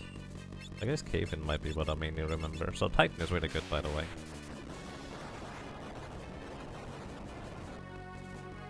Takes a bit longer animation-wise though, than just Lightning Scroll. You see why Lightning Scrolls are so good. I did not need to use this one. It's just such a quick animation. Oh, you could have learned Aqua Breath here. Too late.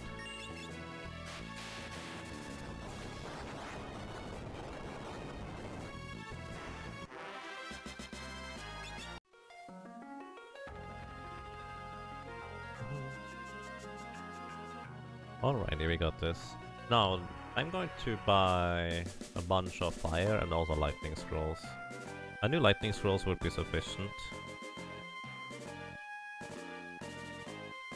So... that's going to be my next plan. So you're going to turn back into, not a ninja, no. A thief. I want you to be a thief. Learning stuff, preferably. I'm going to turn you back into... probably a knight? Actually, no. I think it just stay a ninja, really. Yeah. Be ninja.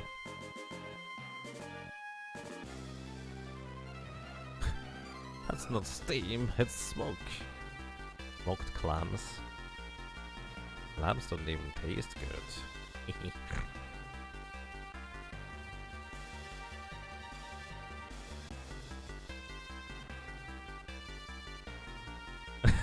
Grinders? Oh. Grinders put in the food box. Oh, I hope that turns out well.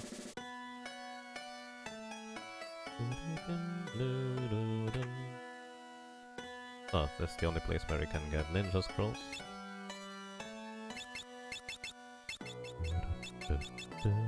Don't need the mithril swords anymore, pretty sure. I need the coral sword? I don't need to.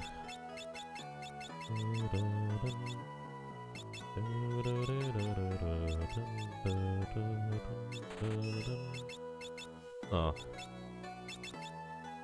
Some lightning scrolls, some flame scrolls.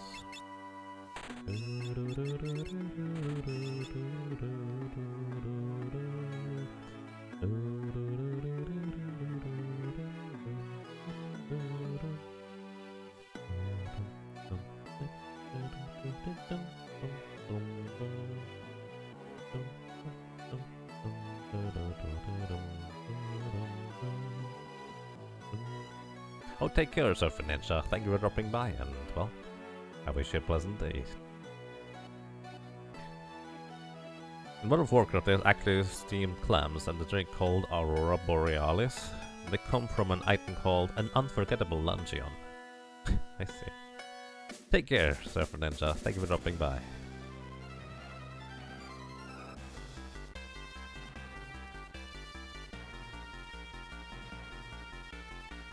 Oh, there's the thing. In case you're wondering whether I have a plan for crystals, I do. The plan involves just bursting them down with Gaia. I'm going to buy 3 Gaia gears, actually. Wait, where's the Bahamut platform? Uh-oh. Oh my goodness.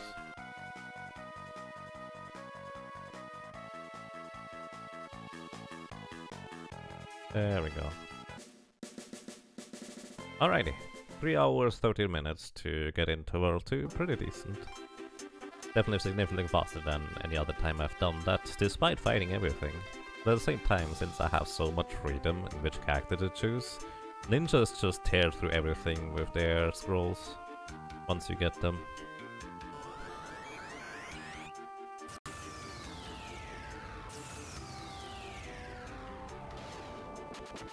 Once I get throw on Lena, I'm going to turn her into a summoner, so she starts learning summoning magic and mastering it. That's the current plan.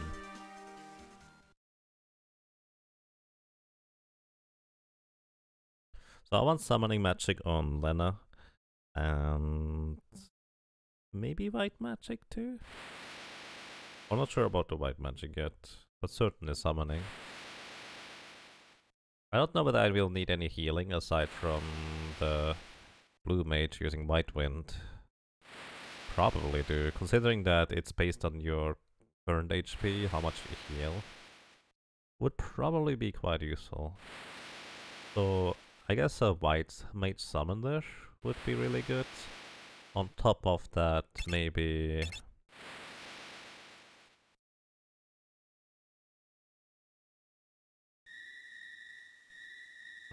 White mage summoner plus...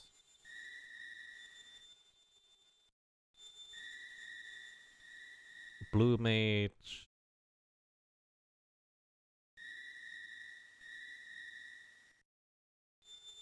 White mage? The more I think about it, the more I want the white mage on my team, by the way.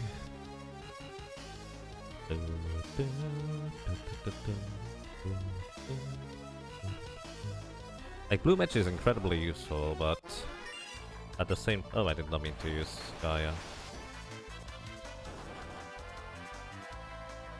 Blue mage is incredibly useful, but it has kind of limited utility in the end. I actually meant to... Can I not move this?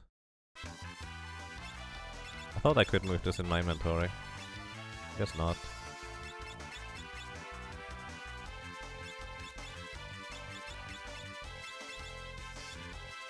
Oh, I'm in the throw menu, that's why. I was wondering why I couldn't move those thingies.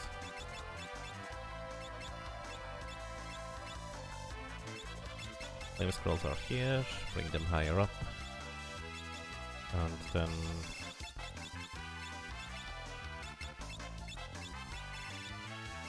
lightning scrolls. There we go.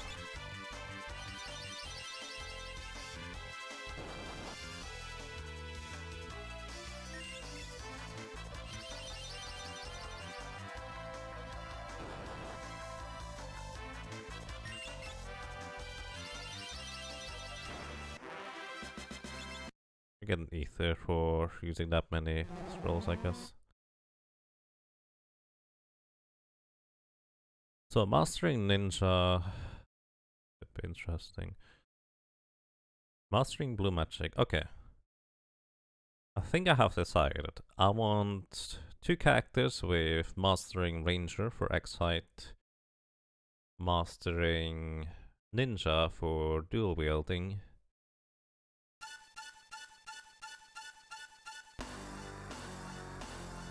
What else do they get actually? Oh yeah, Mystic Knight. The X-Fights plus Magic Sword. So those are the 3 ones I want. Also, everybody gets Monk Master. So that's the current plan on that end. Then I want 1 Blue Mage at least for Mighty Guard. And potentially White Wind. Depends on how that's going to look. So 1 Blue Mage guaranteed, always, no questions. And I was actually thinking of a blue mage summoner initially, because summoner is just universally crazy good regardless. So blue mage summoner or blue mage white mage. I guess what I can do is I can just master summoner and then master white mage and master blue mage. Actually, I don't need to master blue mage, I just need blue magic. I guess blue, white and summoner is going to be the 3rd character. And the 4th character really is going to be the same. Actually, I probably will also want to consider getting a bard instead for agility song and... yeah, okay.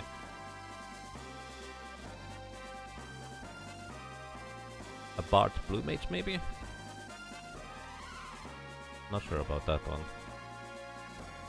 I think Ferris is actually going to master the Bard because she is the fastest to get initiative. Actually, no, the fastest character should get... Wait, no, Kara is faster anyways. The fastest character should get...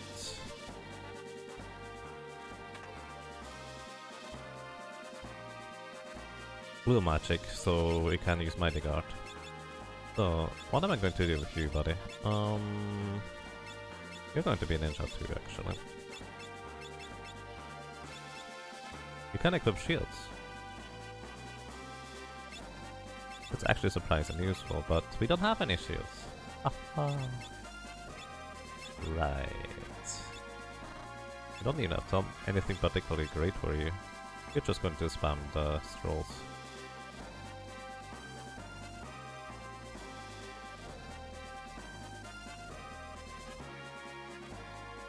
No dashing? If I wanted to go no dashing, I would go probably SNES version, but yes, Xcodes. That's not exactly what we are talking about in this case. Hey Xcodes, welcome, how are you doing?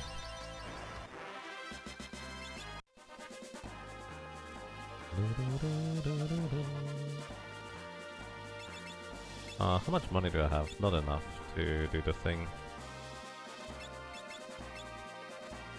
Whatever, it'll be fine. I'm just going to throw a shuriken at you and be done with it. Oh, I'm not done with it.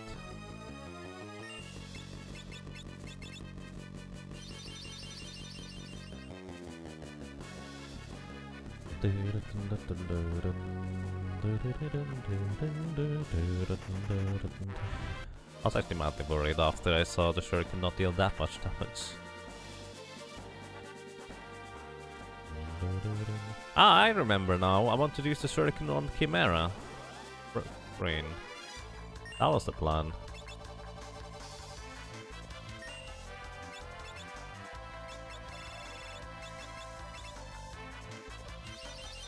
Too late now. Alrighty, actually.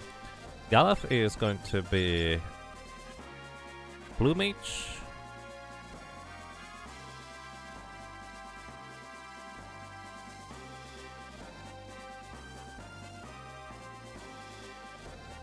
Blue Mage, White Mage. So I'm going to give you Blue Magic for now already.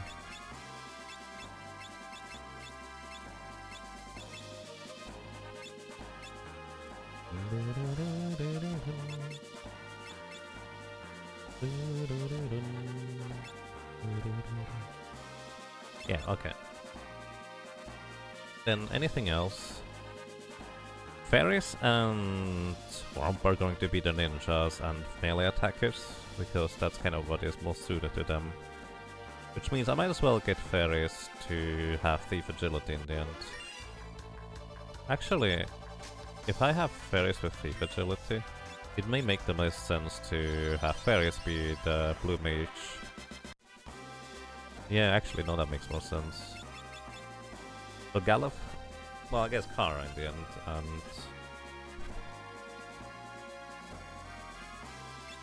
Alright, yeah, I guess that's fine.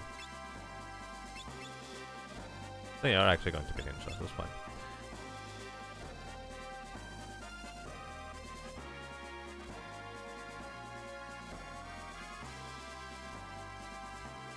One of your biggest problems, students scored really well at a test recently. I see, I'm glad to hear that. Why did I use a tent? Either way. Good evening to you, and good morning to you as well, Silvermoon. Welcome, I hope you're doing well. Well, Xcode, that sounds pleasant. Hope it goes in a further pleasant direction then. The blue magic would still be useful in order to just throw ninja scrolls, really.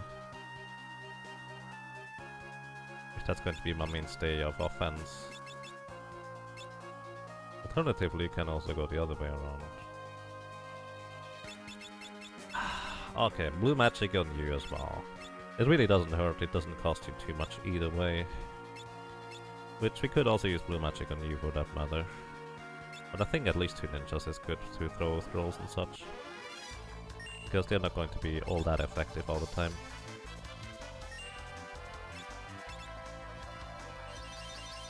Or maybe they are.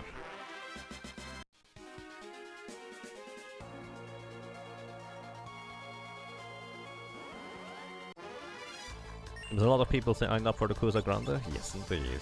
Me too.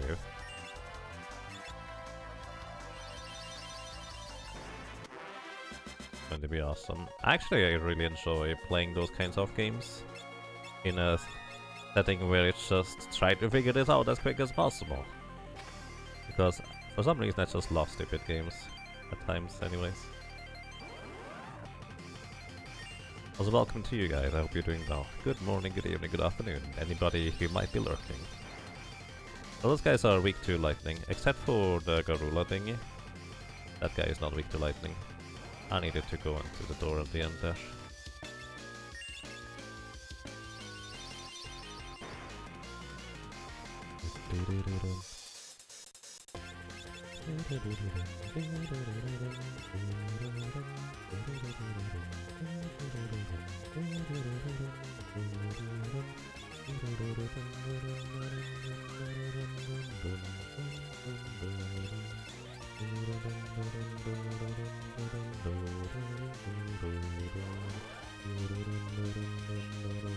I wish I had a plan against this guy, but I don't. Oh, the trident. That's cute.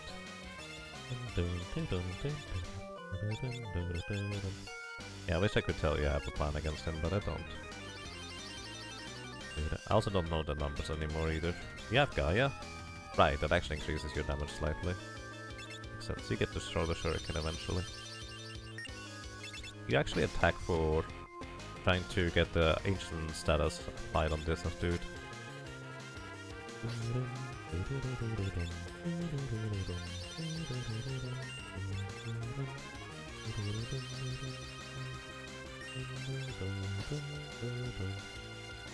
No ancient status.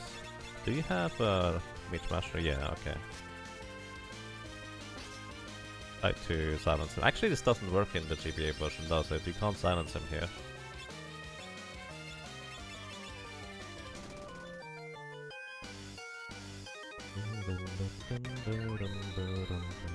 So he hastes himself, which means he gets about 4 times as many turns as I do.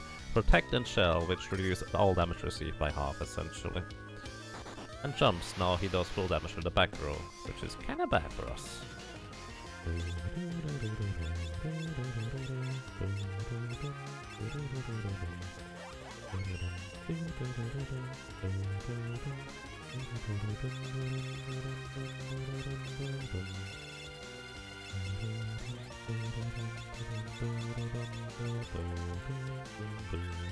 Hey Sun Knight, welcome, hope you're doing well.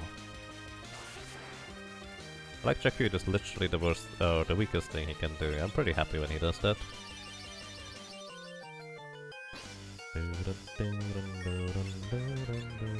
Might as well throw my last shuriken.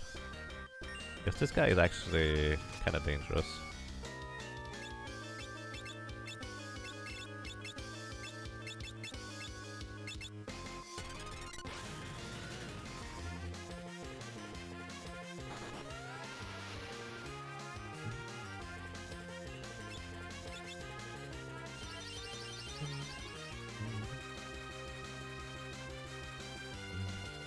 This song is great? Yes. I agree.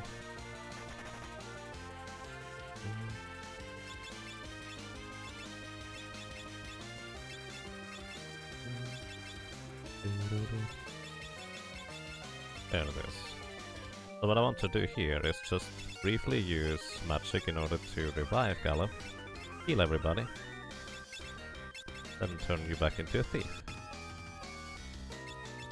Very soon you have the thing. There is. Very soon.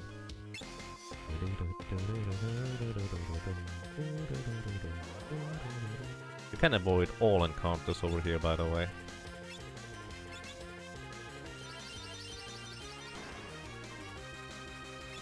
So after this, I'm going to briefly go offline. We are actually in a cutscene. We are going to get blown away by a gust of wind onto a no man's land. I'm going to briefly reset my connection to the server and specifically choose a server where I want to connect to. Hopefully the frame drops will stop, so be right back guys.